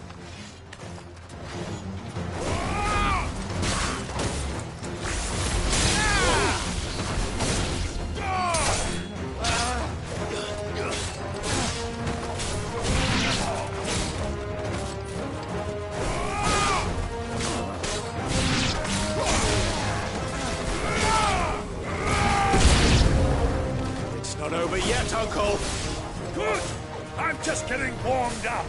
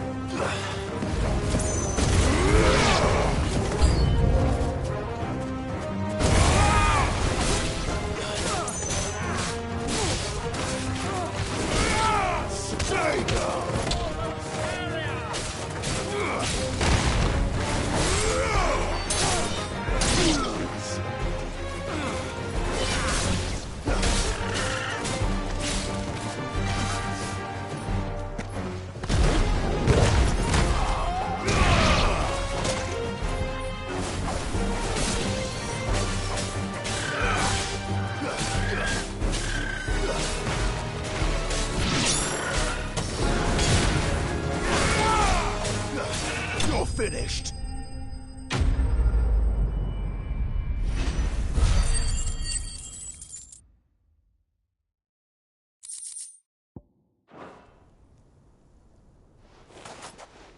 Well, that wasn't too bad. How'd you like my performance, huh? I've often played the villain on the stage. I think I did the role justice. Don't you? Greybeard, you were magnificent. The battle scene was particularly thrilling. Such a shame you didn't have more of an audience, but perhaps that's for the best. How long have you been watching? Long enough to witness your uncle's sordid transaction. I hardly expected one so venerable to degrade himself so thoroughly, buying one's way into the confidence of degenerates. Ingenious. This was the trouble you spoke of. The men of the Rock taking Crystal's men for the common folk and conspiring with the Royalists. Well, now it's over. Indeed it is. The people of Dalamil had scarcely any means of redress against Kupka's men, let alone a foreign army. Until you two came along, that is.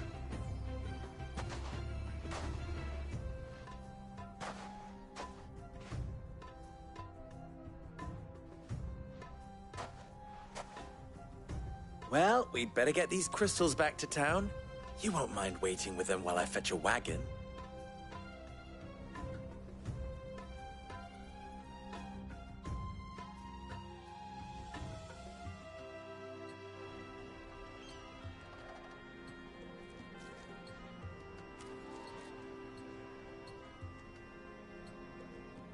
It occurs to me that I still don't know your name. Clive.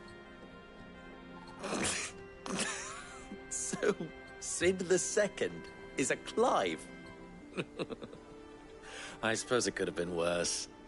Well, Clive, you held up your end of the bargain, so I must do the same. Passage through the South Gate, was it not? To tell the truth, you've helped a little there too. Many of the guards have already been redeployed to deal with the issue of their missing comrades. And those left behind have been encouraged to look the other way should you attempt to pass through. Thank you. And please allow me to cover your costs. You still have the purse I gave to the soldiers, I trust? I saw you pluck it from one of the bodies. Oh, dear. Was I really so obvious? And my name is not Greybeard. It is Lord Byron Rosfield, thank you very much. No, thank you very much, Greybeard. Double the... Ugh! Here, wear this.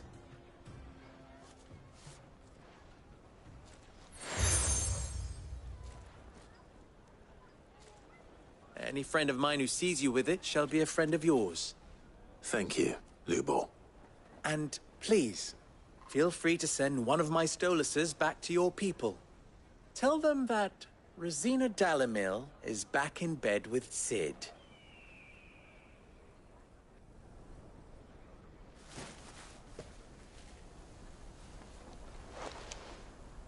Omia Lostelan. Tu Isakelis.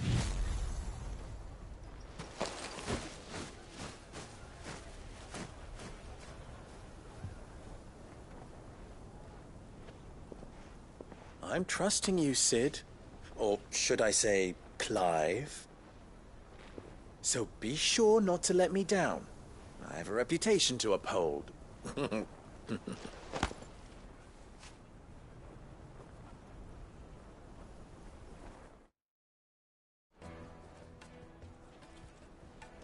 Well then, I wish you a safe journey south. Thank you. Not at all. It was my pleasure. Come on, Uncle. Let's go.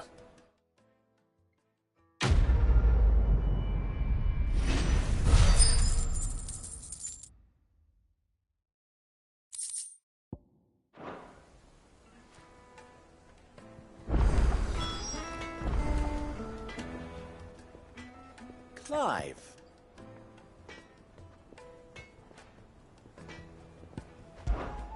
Farewell now.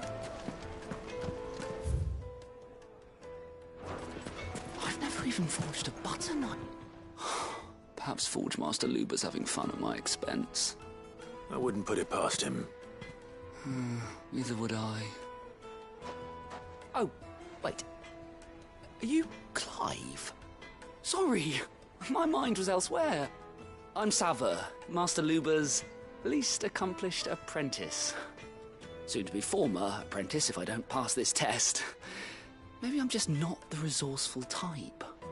People are buying up weapons faster than the Briar's Kiss can forge them, and here I am, unable to make a decent bit of kitchenware. He wants me to make a carving knife, one that embodies the spirit of Dalamil. Whatever that's supposed to mean. I don't suppose you have any idea what he's on about, do you? I'm afraid not. Never mind. Thought I'd ask. It was that or pack my bags. I could give you a hand if you like. I know how busy the Briar's Kiss has been, and that Lubor needs all the capable hands he can find. I'd be a fool to refuse. So, where do we start? Good question. If I'm honest, I've never made any kind of knife before. And then there's this little riddle to keep in mind. The spirit of Dalamil. Nothing is ever simple with that man. The way I see it, there's only one way we'll be solving Lubor's puzzle. We need information. The more the better. You're right. There's no point fumbling in the dark, I suppose. Now, who to speak to first? Well, there's plenty of folk in Dalamil who use knives for a living. There's the butcher, of course, and any number of cooks. They're bound to have an opinion or two about the tools of their trade. All right. I think we have a plan. Let's get to it, shall we? I'll talk to every cook I can find. You speak to the butcher, and anyone else you can think of. All right. Good luck. Let's hope that someone says something useful.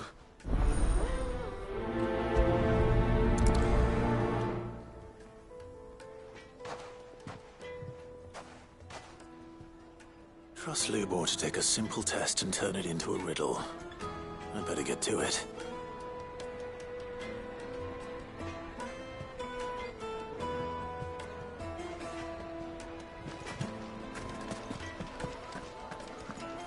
Is it true, Morton? My carpets have Take a sniff, good sir. Needed to a silken... Welcome, sir. What can I do you for? A question, if you don't mind. I need to know what makes a good carving knife. You a blacksmith or something? Something, I suppose. Fair enough. Knives, is it? First and foremost, it's got to hold an edge. Most knives will make it through fat, no problem, but sinew dulls cheap steel in no time. Give me a blade which can slice through anything that crosses my chopping block, and I'm a happy woman. So a knife that stays sharp. Makes sense.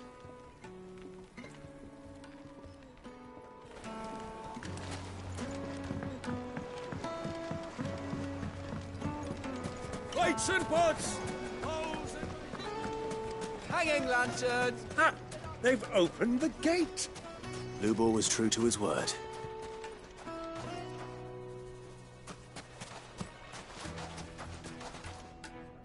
What is it? I'm in no mood for chatter. Sorry. Do you mind if I ask your trade? Hunter, why? I have a question. Can you tell me what makes a good carving knife? I assume you use one out in the field. Has to be able to put up with some punishment. Can't be dealing with a brittle blade, not while I'm on the hunt. If your knife snaps every time you use it, you'll be spending coin as fast as you make it. Times are hard enough as it is. Thank you. I won't keep you any longer. All business, eh? Man after my own heart. So, a carving knife should be hard-wearing and hold an edge. Hardly a revelation. Let's hope Sava had better luck than I did. Just look at the detail. Made from the stoutest stoneware. Fresh bread, warm from the oven. Here, have a taste.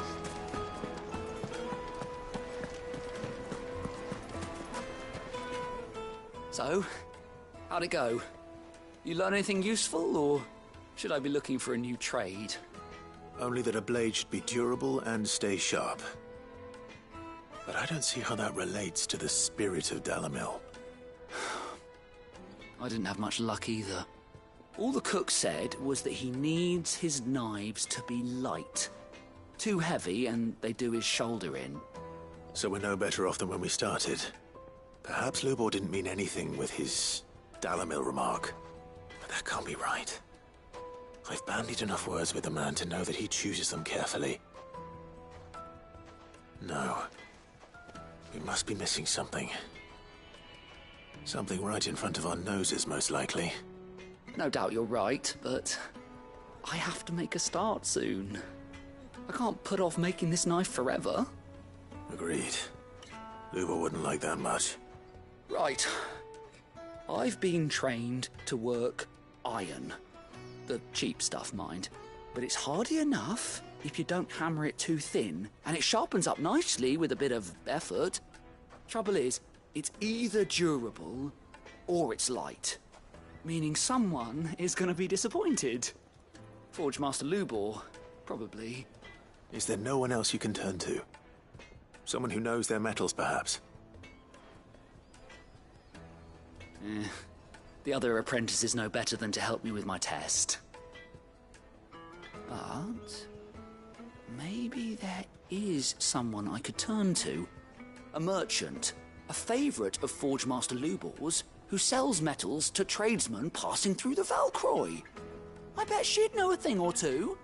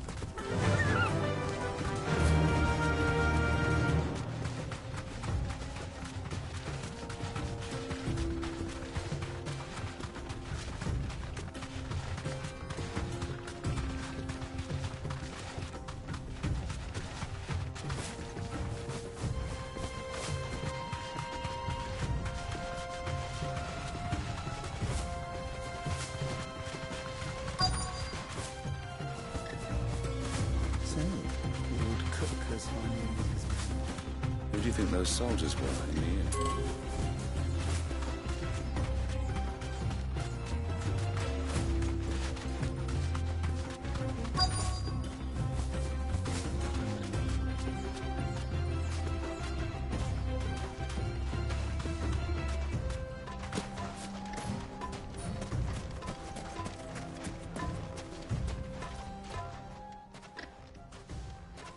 Any luck? Or will you be needing help with your bags? Well, I asked her, but... you tell him. If you're looking to make a knife that will impress a master like Lubor, there are options. They're just not that viable. Featherlight adamantite knives will get passed from generation to generation, never needing so much as a lick of the whetstone. But adamantite ore is unique to ash, so it doesn't come cheap. And it's beyond my skill to handle. Unique to ash. Are there any materials unique to Dalamil? Something which could be mixed with iron to refine it. Make it lighter. What are you getting at? You said that Lubor trained you to work iron. Then that's what he'll expect you to use. But he would have known that it would either be too heavy or too brittle for a carving knife. Perhaps his Dalamil remark wasn't a riddle, but a hint. If it's cheap metal you're using, then there's always limestone, I suppose. Folk first settled Dalamil to get at her mineral deposits. And, if you know the trick, it can be melted down in the furnace to drive out impurities from low-quality iron. Bloody hell! That must be it! I don't suppose you know the trick, do you? It's hardly my speciality, but I've been around enough blacksmiths to know how it works. Looks like I've got some learning to do. Clive, I hate to ask after all that you've done for me, but... The limestone? Fine. I can hardly abandon you now. Besides, I want to know if this is the answer to Lubor's little riddle. I can't thank you enough, Clive. You'll have no trouble finding limestone over in the terraces. The place is bloody made of it. Then I suppose I'll meet you back at the forge. Right you are. I'll see you shortly. So, do you crush it up, or just throw it in the furnace?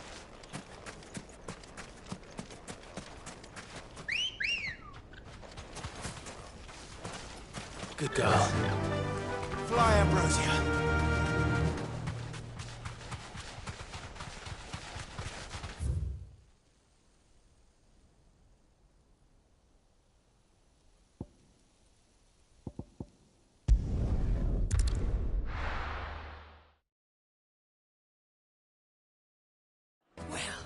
This is no good. Is it true what I'm hearing? My carpets. Take a sniff, good sir. Kneaded to a silken softness, like eating a cloud with a crust. Lights and pots! Bowls and... Hanging lanterns! Keep the darkness! Well, we can make our way back to the Fang now, at least.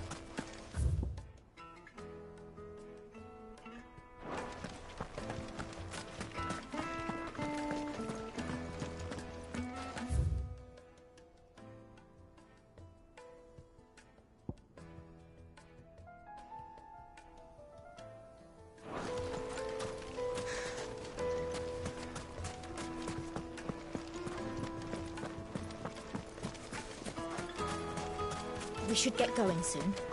Do you have water? Ah, I'm not too late. What is it, Lubor? A question that I neglected to ask earlier. Where is it that you're bound? To Drake's Fang. To finish Hugo Kupka. Just as I thought.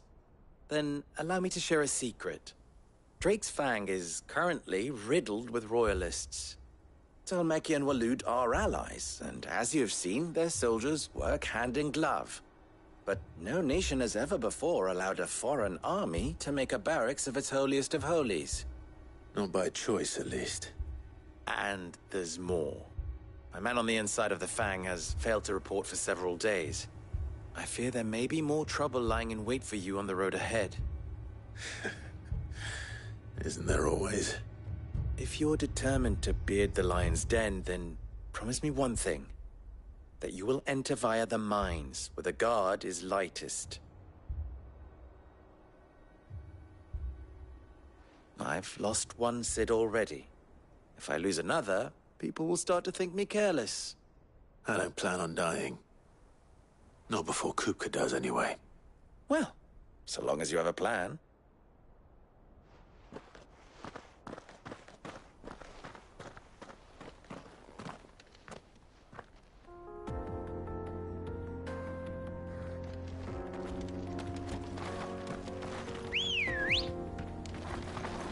Drake's Fang should be just beyond these springs. Shall we press on?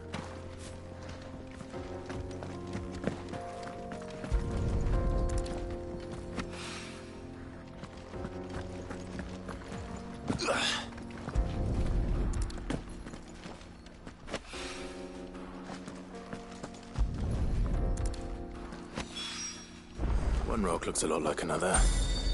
But hopefully this is what Southern needs.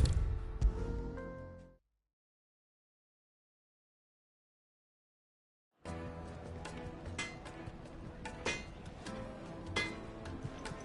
wasn't sure how much you'd need, but I hope this is enough.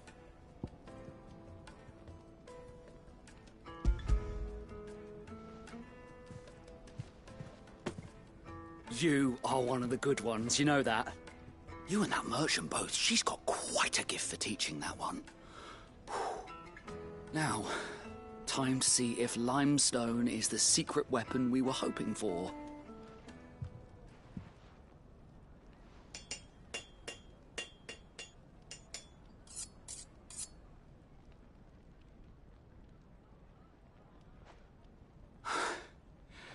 That'll do, I reckon. A knife forged from the very rocks of Dalimil. Her spirit, if you will. It's a fine-looking blade. I only hope Master Lubor agrees. That sounds like my cue. And just as well. I was getting tired of waiting. I'm sorry, Forge Master Lubor. Let's take a look then, shall we? First things first, Sava, do you think this is a carving knife worthy of the fine people of Dalimil? I'd like to think so. But what do you think? What do I think indeed? It's sharp-ish, but it won't last long with hard use.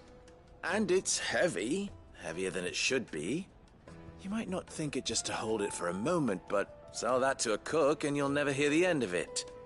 It looks like someone paid a visit to the terraces. The limestone was a step in the right direction, granted, but one that still leaves you short of the mark. And I was so certain I had it all worked out. I don't know who you found to teach you that little trick, but it certainly shows initiative. Next question. How much do you think I would charge if I'd made this? Well, if it took you even a fraction of the time it took me, I would say you could demand a heavy purse. And who would be able to pay that? The butcher? The hunter? The cooks over at the inn? Dalimil is home to humble traders, not wealthy lords and ladies. Rule number 1 in any business, Sava, know your customers. Yes, Forge Master. This is just about passable. But only just. I'd say you're worth keeping around a little longer. Starting tomorrow, you'll have an anvil of your own. I will. Thank you. I was wondering, what would you do if you were asked to forge a carving knife? I'd do what I always do. Ask who it's for. If it was for the butcher, I'd make sure it holds an edge. For the hunter, I'd make it as tough as Titan. For the cook, light as a feather. And for the nobleman, I'd make it cost an absolute fortune. There goes a master, all right. It looks like congratulations are in order. I couldn't have done it without you. So much for the Forge Master's riddle, though, eh? The spirit of Dalimil had nothing to do with limestone or anything much at all. Meaning, I had you run around for no good reason. You've passed your test. That's all that matters. You'll have a forge of your own in no time. And when I do, I'll craft you the finest carving knife you have ever seen.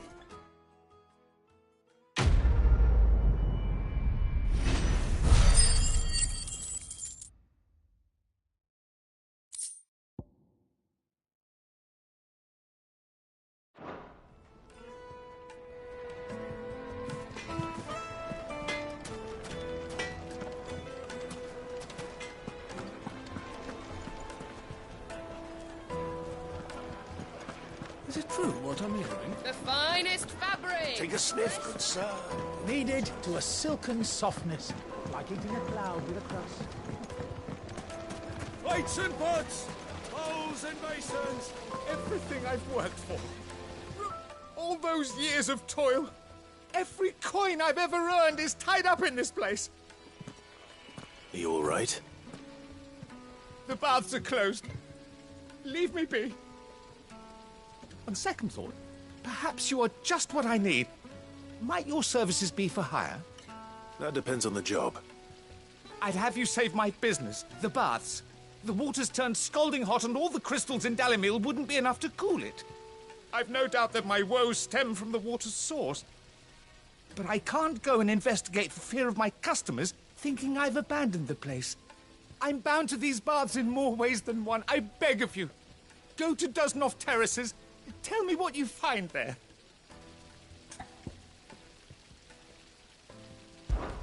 All right. I'll go and take a look. Wonderful. It's not far.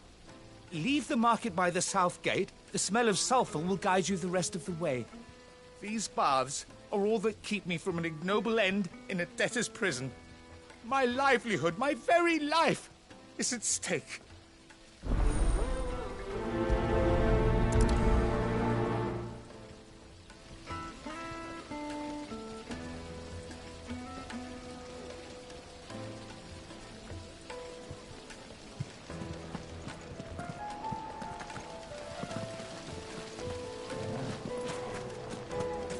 Hanging lanterns, keep the darkness.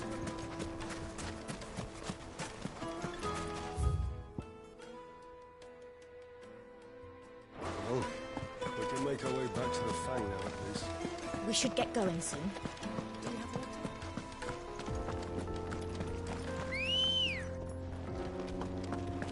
Good girl. Faster!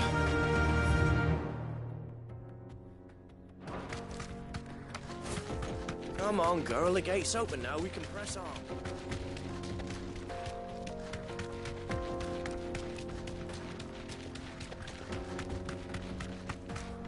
What the hell are those things?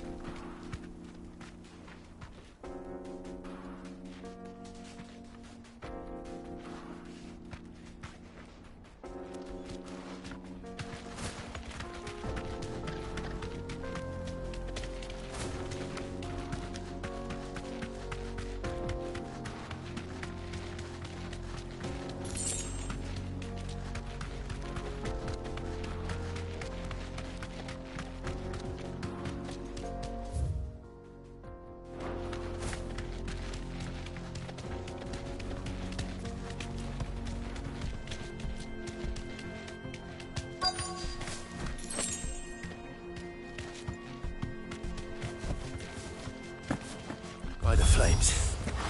That explains the heat.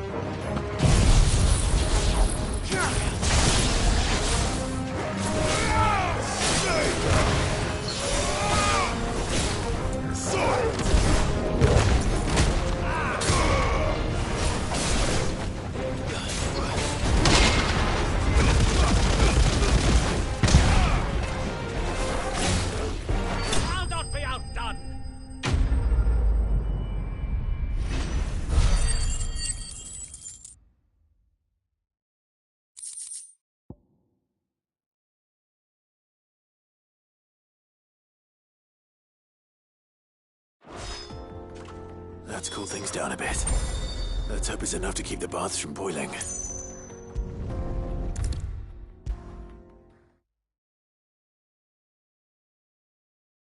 There he is. The man who saved my business. I was hoping we'd be seeing you again. The baths grow more bearable by the moment. It won't be long now before we are back to business as usual. I'm glad to hear it. Now, tell me this. What did you find at the terraces? What threatened to make me a pauper? Not what I expected, that's for certain.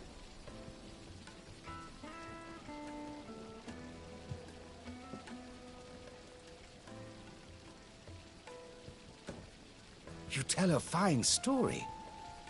That's not to say I don't believe you, though. Creatures made of flame, eh?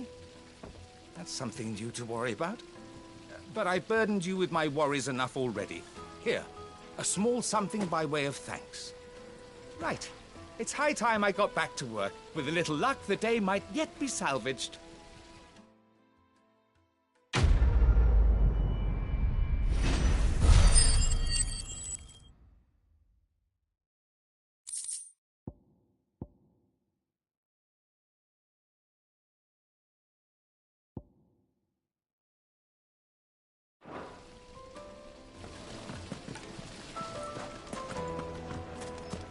Sweet incense! Well, we can make our way back to the...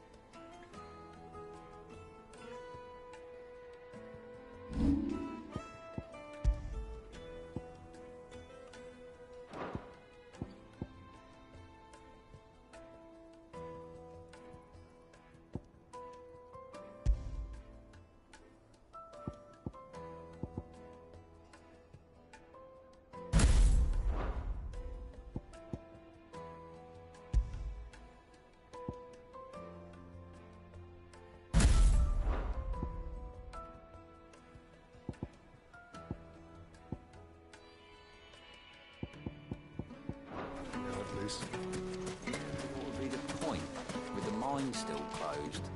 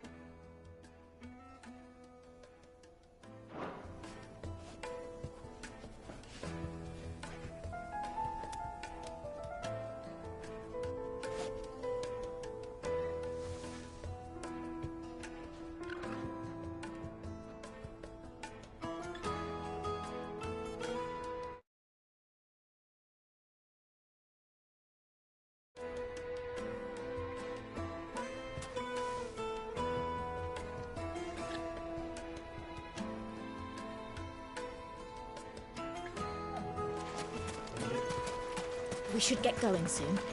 Do you have water?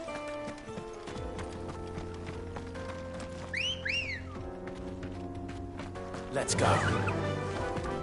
Fly, Ambrosia.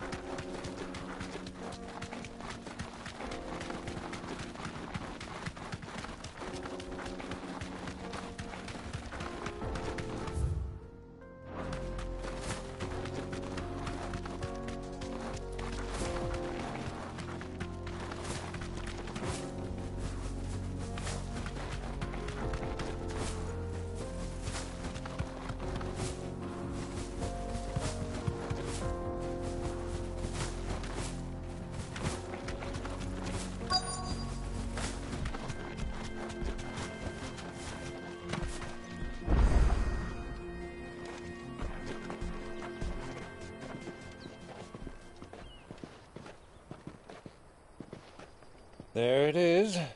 Drake's Fang.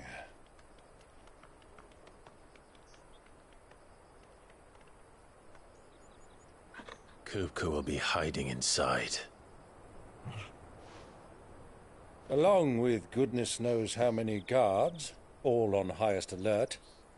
You'll need to keep your wits about you if you're to reach him. So be careful. I will, Uncle.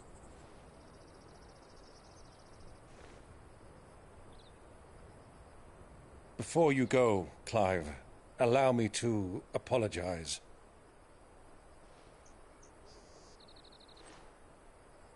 After what befell at Phoenix Gate and the crisis that followed in its wake, I fled. I retreated to my counting house and danced attendance upon the vicereine in the hope it would bring me favor. I betrayed my nation to save my skin, like the coward I am. And I'm sorry. Uncle, please. It's not too late, Clive. Rosaria is yours by right, and there are those that would help you to take it back. Had I the courage of my brother, I might already have done so. But that ship has sailed. You, however... No. Forgive me, but I cannot. I fight to build a new world now. A better world. Where men can live and die on their own terms. I was raised in a nation that strove to improve the plight of bearers.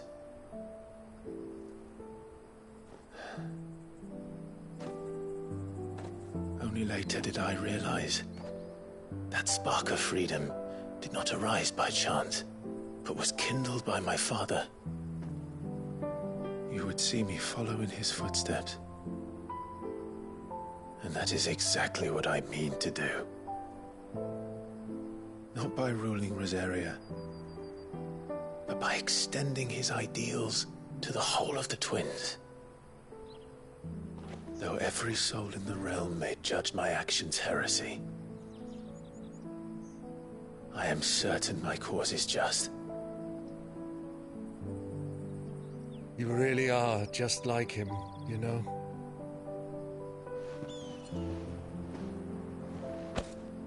Thank you, Clive, for coming back to me.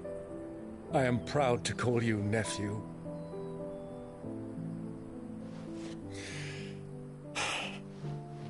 Well then, this is where we must part ways.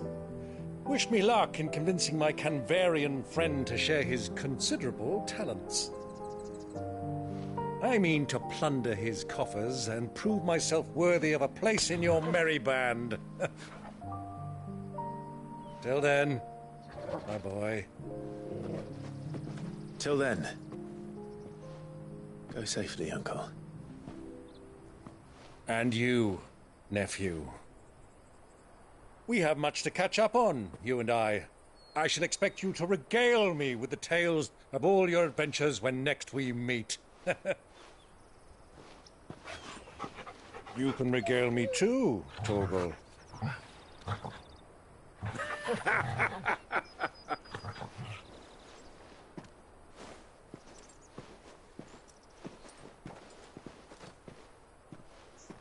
I'm coming for you, Kuka.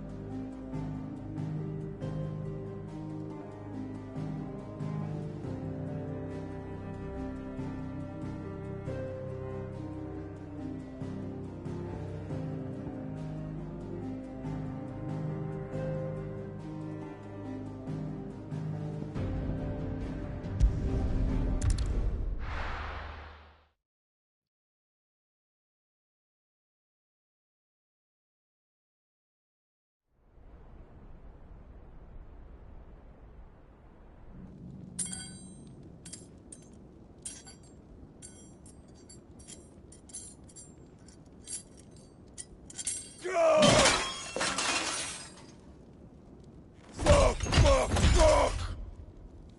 Why do they start? What has that gutter rat done to me?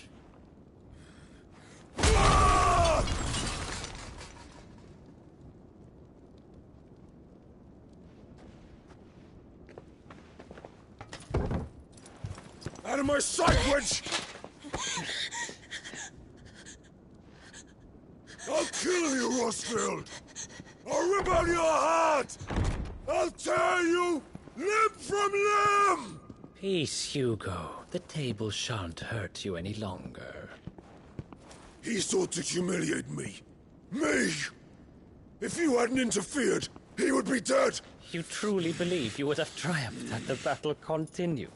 Titan would have ground him into dust! And how would he have done that without his head? Shut up! You weren't strong enough, and you call yourself a dominant. Or rather, you did. You mock me, Harbert.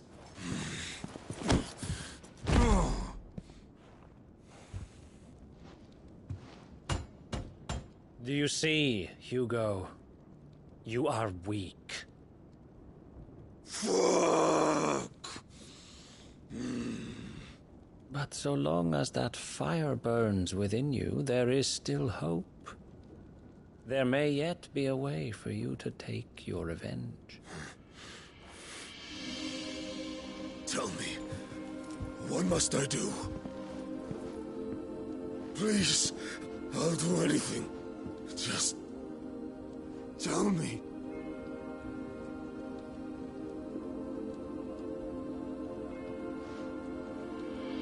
The heart.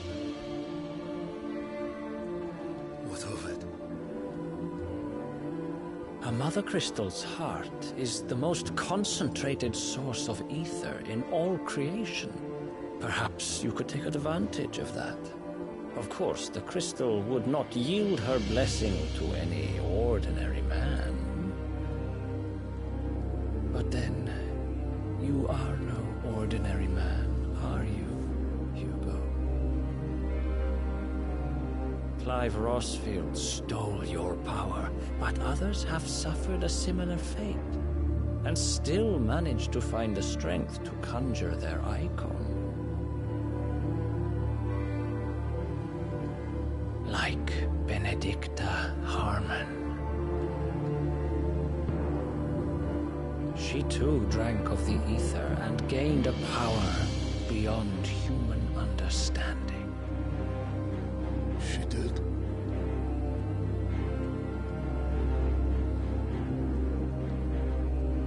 Benedicta. Benedict.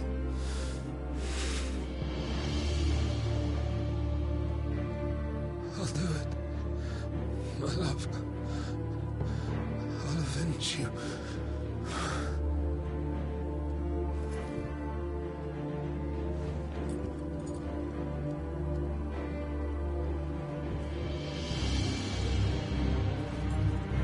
Run along now, Hugo.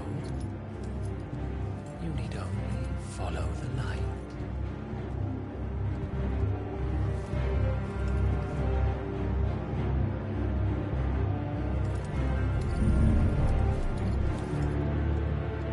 Muthos is here.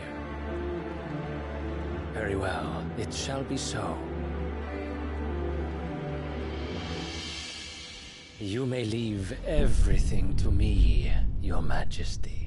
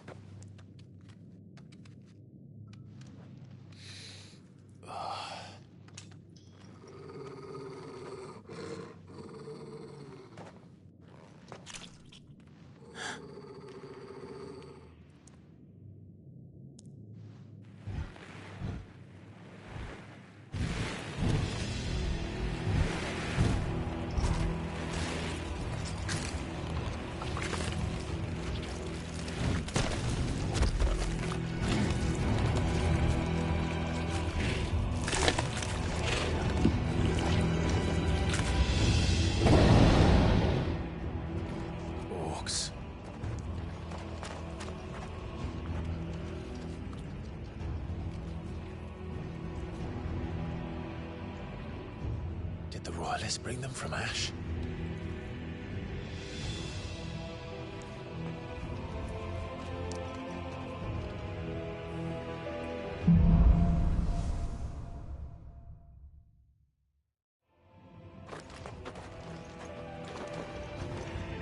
Are the beastmen part of the Waluda army now? How the hell did that happen?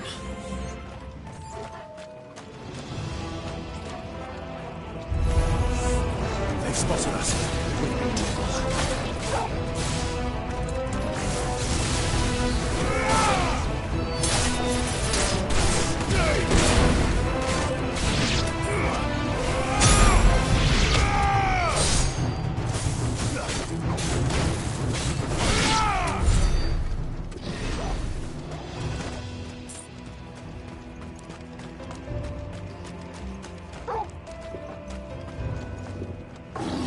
been over the entire mine.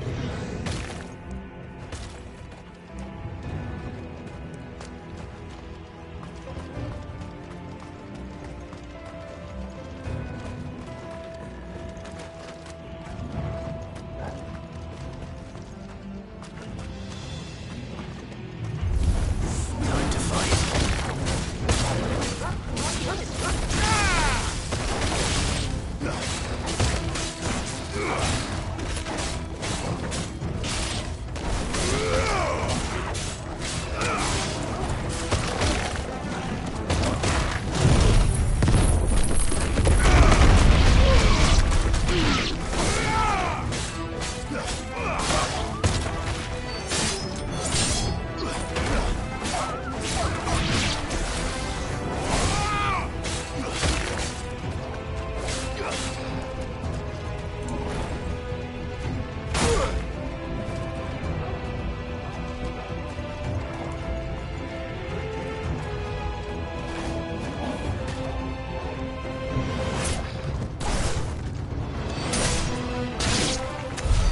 So much for the men of the Rock. Dalmekia's finest.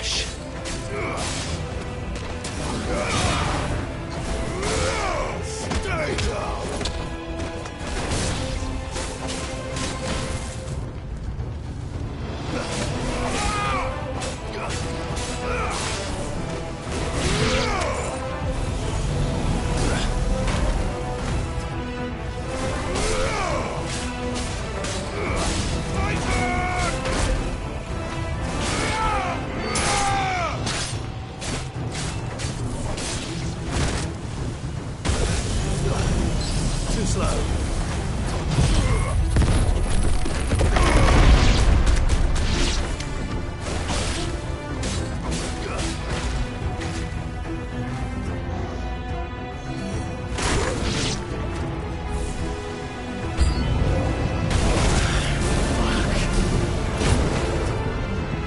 Help me, boy.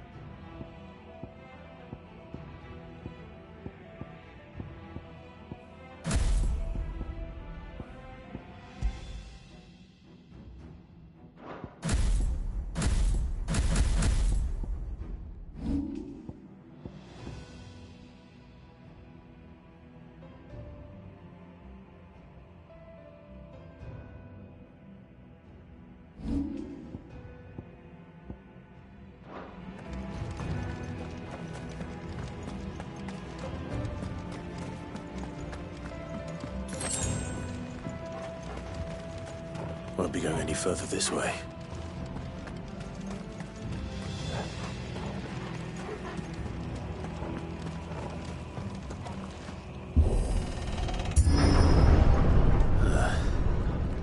Stairs. This must be the way out.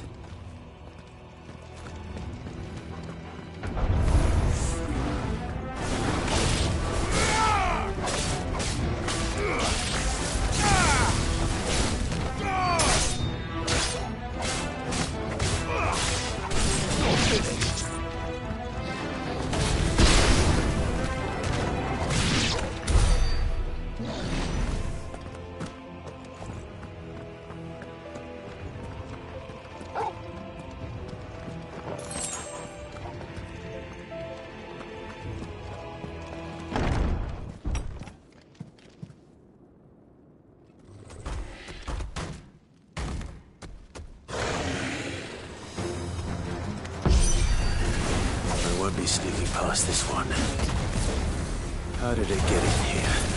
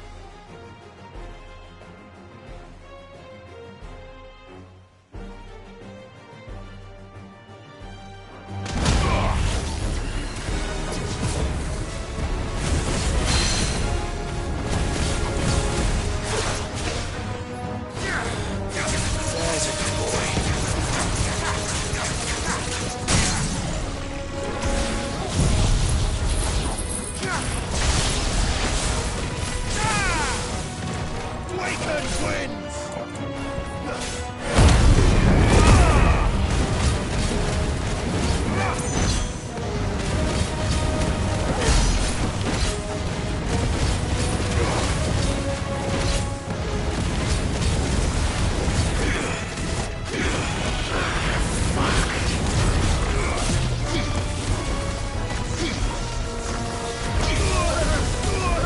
I failed.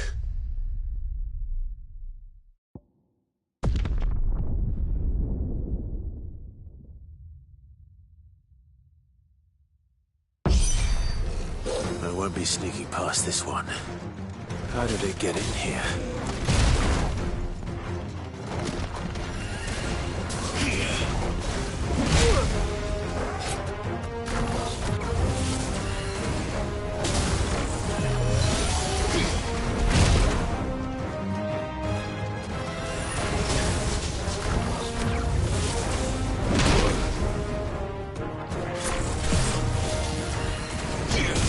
Come on!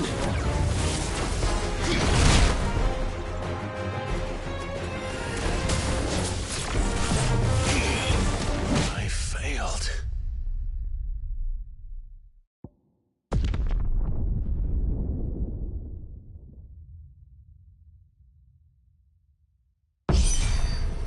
I won't be sneaking past this one. How did it get in here?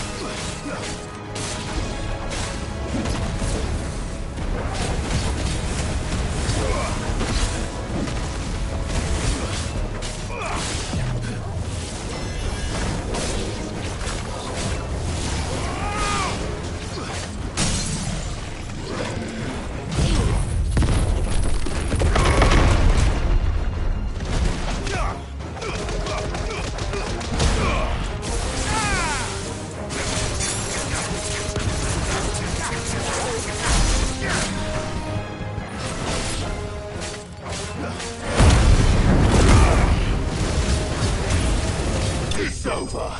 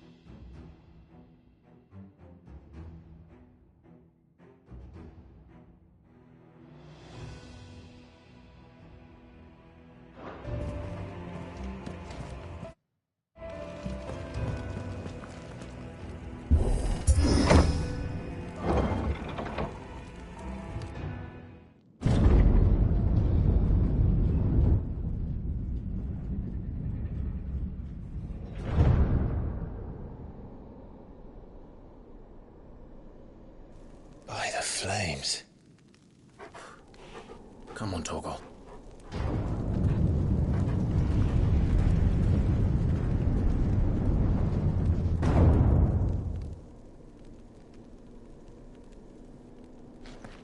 Kupka never did do things by halves. As if taking the Mother Crystal for his own wasn't enough. He had to build his castle in it.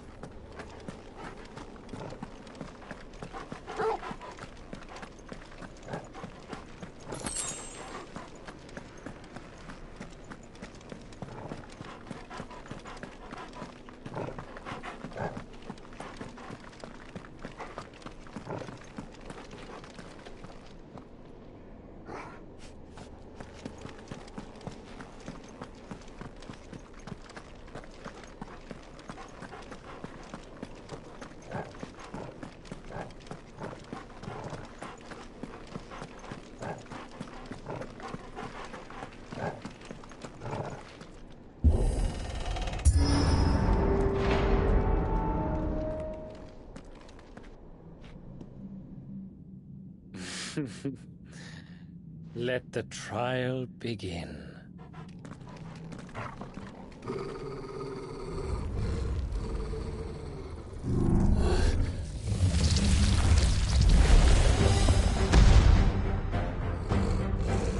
What the hell? With me, folks.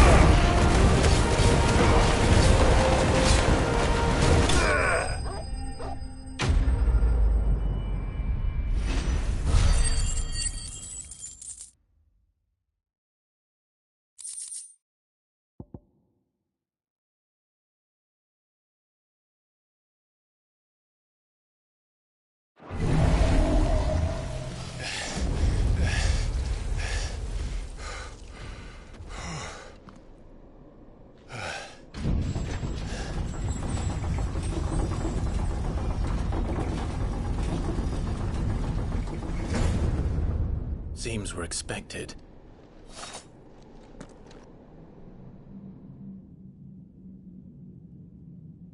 So this is the power of Muthos.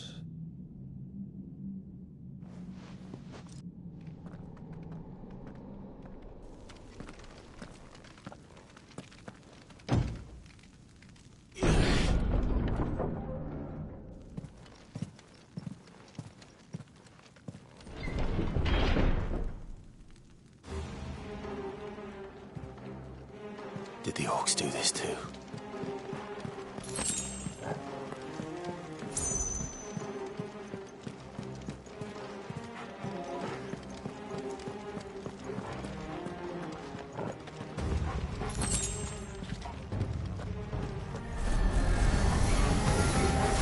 More of them.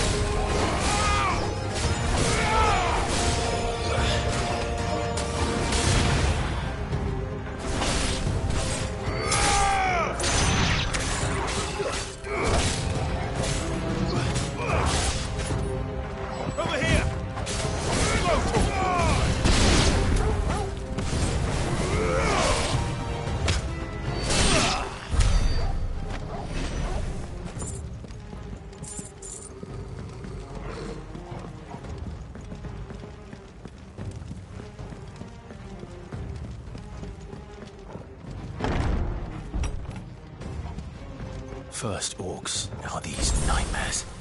Is this your doing, Ultima?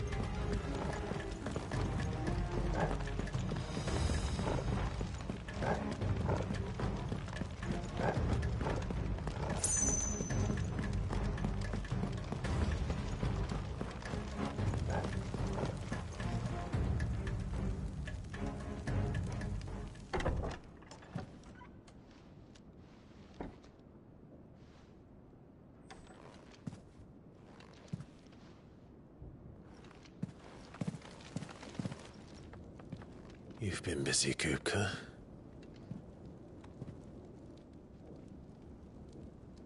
But where did you go?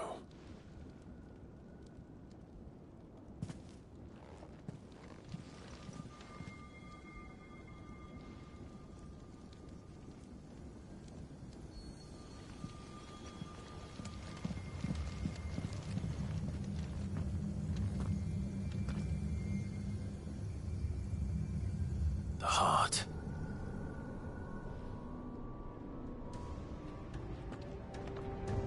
He's in the sanctuary. I can feel it. Come on, Torgal.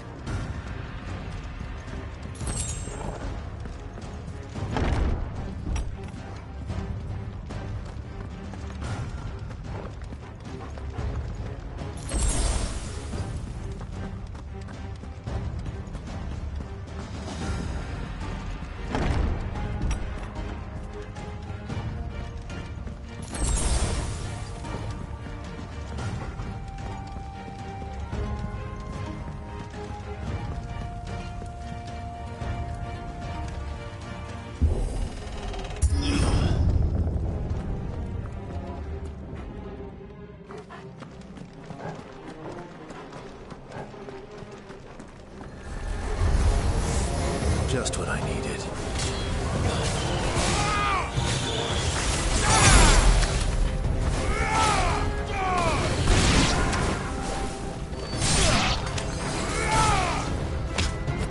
It's over.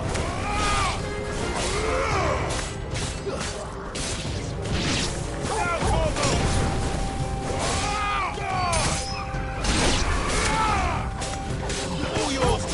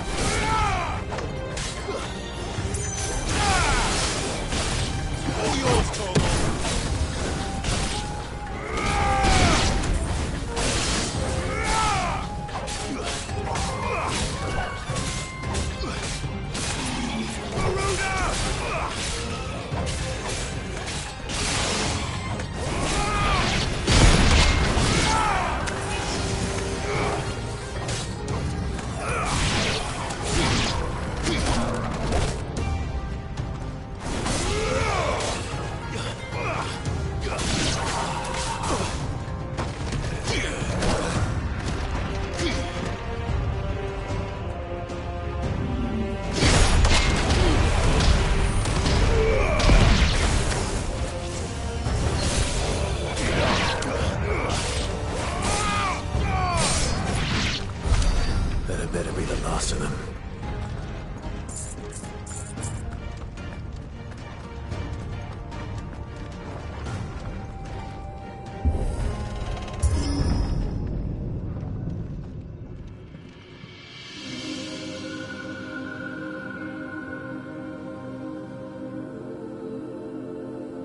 Benedicta, my everything. I've missed you so much. Kuka!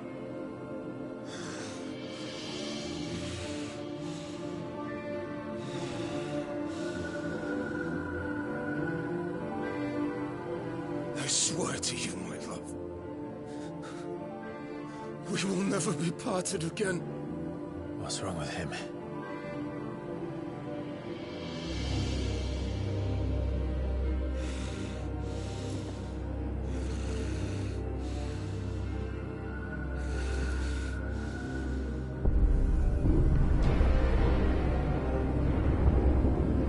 You got away from her!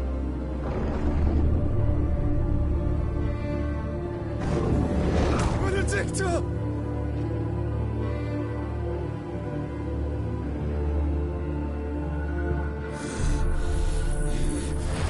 I'll kill you, Rostwood!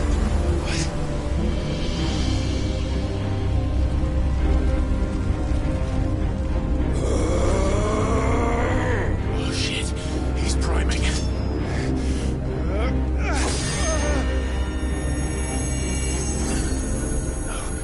Not now.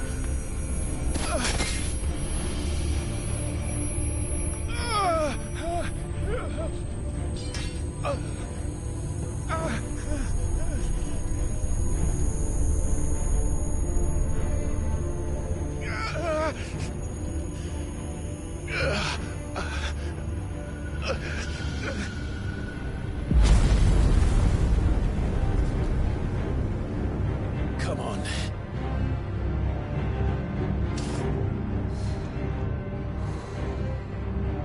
Find him. You've done this before. You can do it again. Let the flames burn within you. No. Let them burn without. Come to me, Ifrit!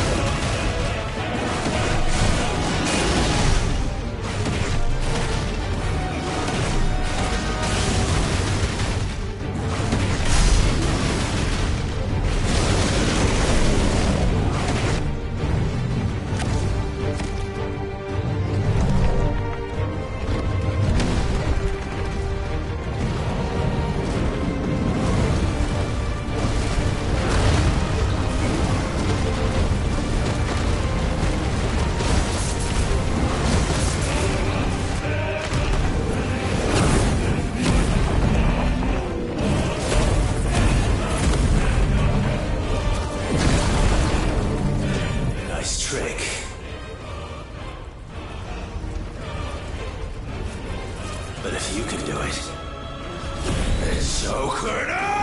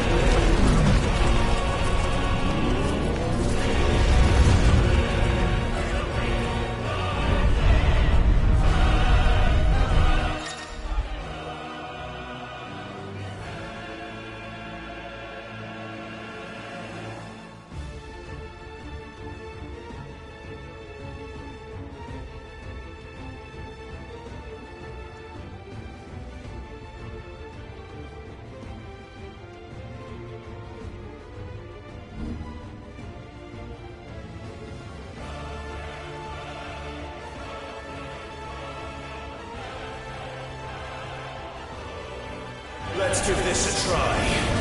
Not bad.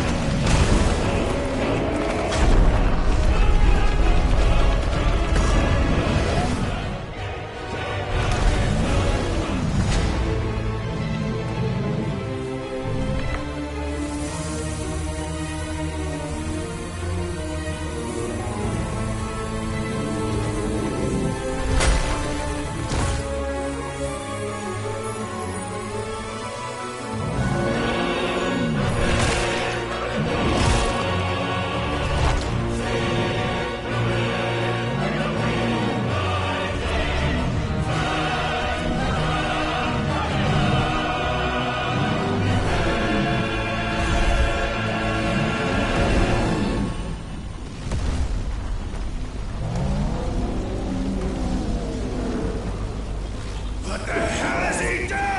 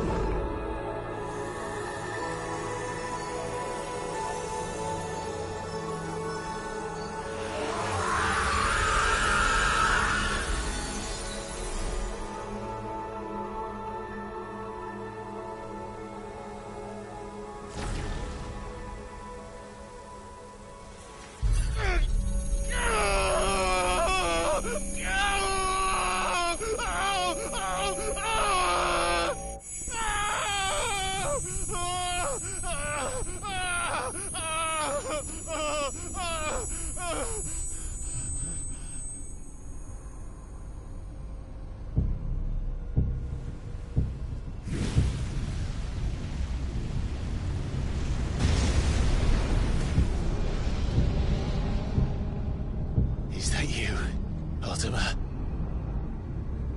What do you want? Your soul is tainted with worthless human will, yet your thirst for power remains undiminished. With every sip you take, you grow in strength, and soon you shall achieve perfection. I don't know what you're talking about. You will accept us, Mythos. It is inevitable. You were created for this purpose, and you shall serve it. Never!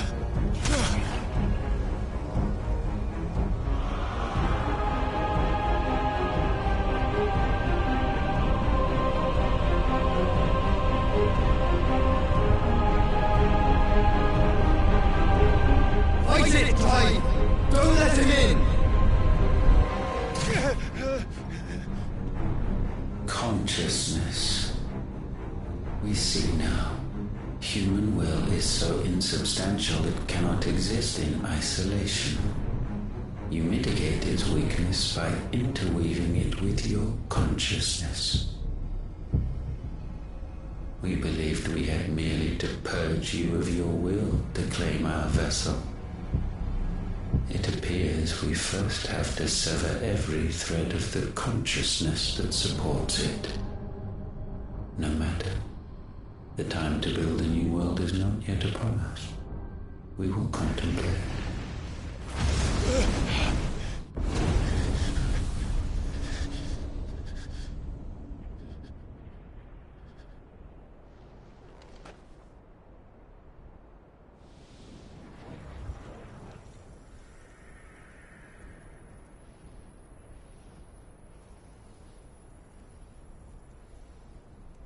Thank you, Joshua.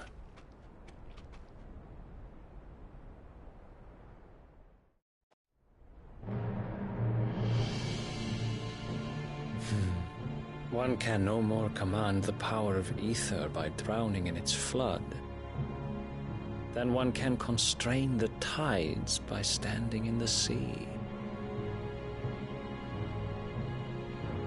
I had thought Hugo wiser than this, but it seems his head was full of rocks after all.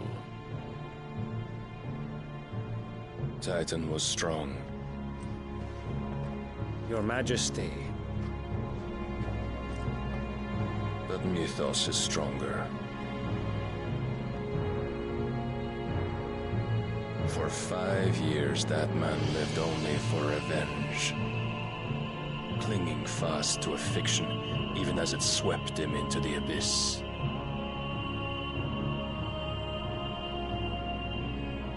One cannot change one's nature through force of will alone. Only the Almighty can do that.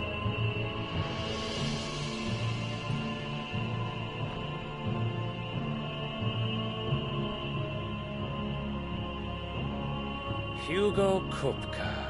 The man who gave his life for a woman's head. A fool like all the rest.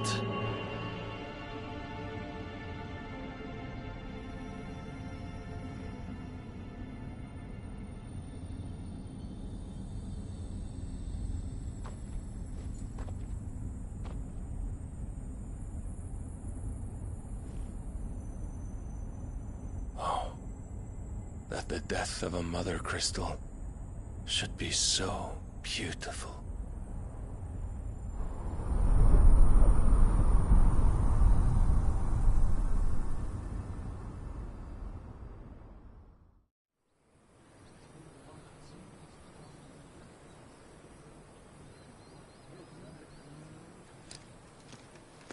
Some medicine, my lord?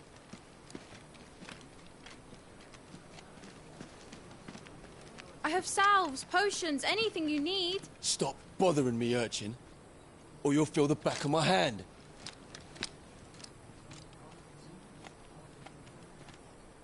You must consider your health, my prince. If a show of force is needed to keep the Dalmex at bay, you may trust in your dragoons. I beg you to call on Bahamut only as a last resort. His strength comes at too great a cost. The Empire agreed to an armistice with the Republic, and yet the Emperor still plots its ruin. For now, the Dalmex suspect nothing, and as long as I can hold their gaze, war need not be inevitable.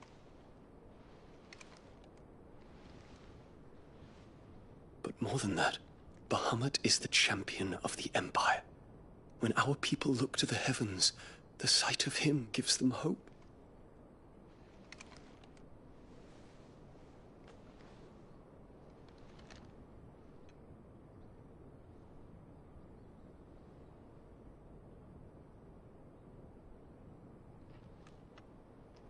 Forgive me, Terence. Would that you were my master. But alas. I will always be your loyal servant.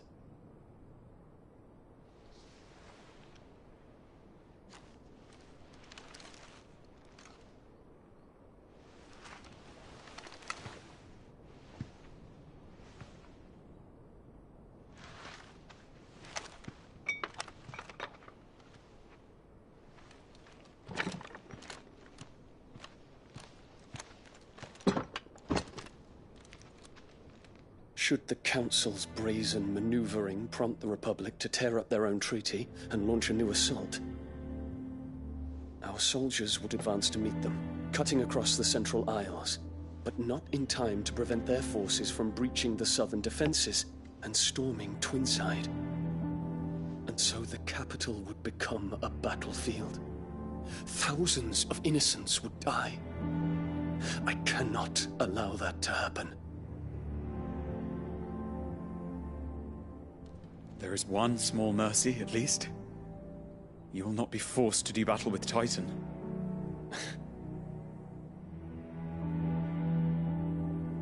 Would that I could avoid doing battle at all. 1,000 pardons, Your Highness. What is it?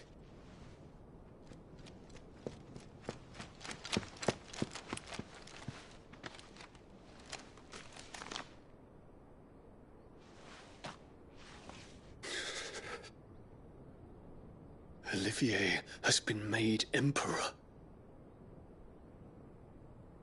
What is the meaning of this? My father's orders. What were they? Quickly! Yes, Your Highness. His Radiance requests that Your Highness maintain position here and... Gah!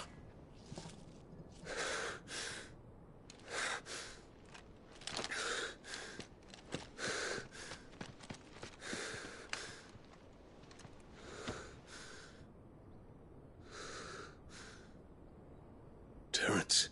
Yes, my prince. I must go to the palace. I'll ready your steed.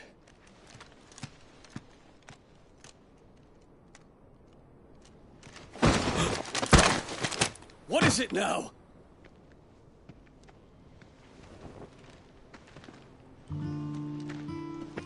Forgive the intrusion, Your Highness. I know you. At ease. We stand in the presence of the Phoenix. You wouldn't want to get your fingers burned. I hope I'm not interrupting. Not at all. Though I admit, I did not expect such a distinguished guest. How many years has it been since the Remembrance ceremony? 20? I thought you long dead.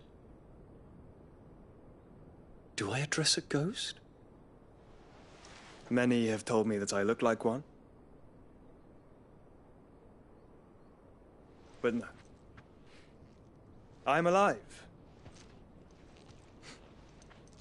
Just. Prince Dion of the House Lesage, I have a tale to tell you.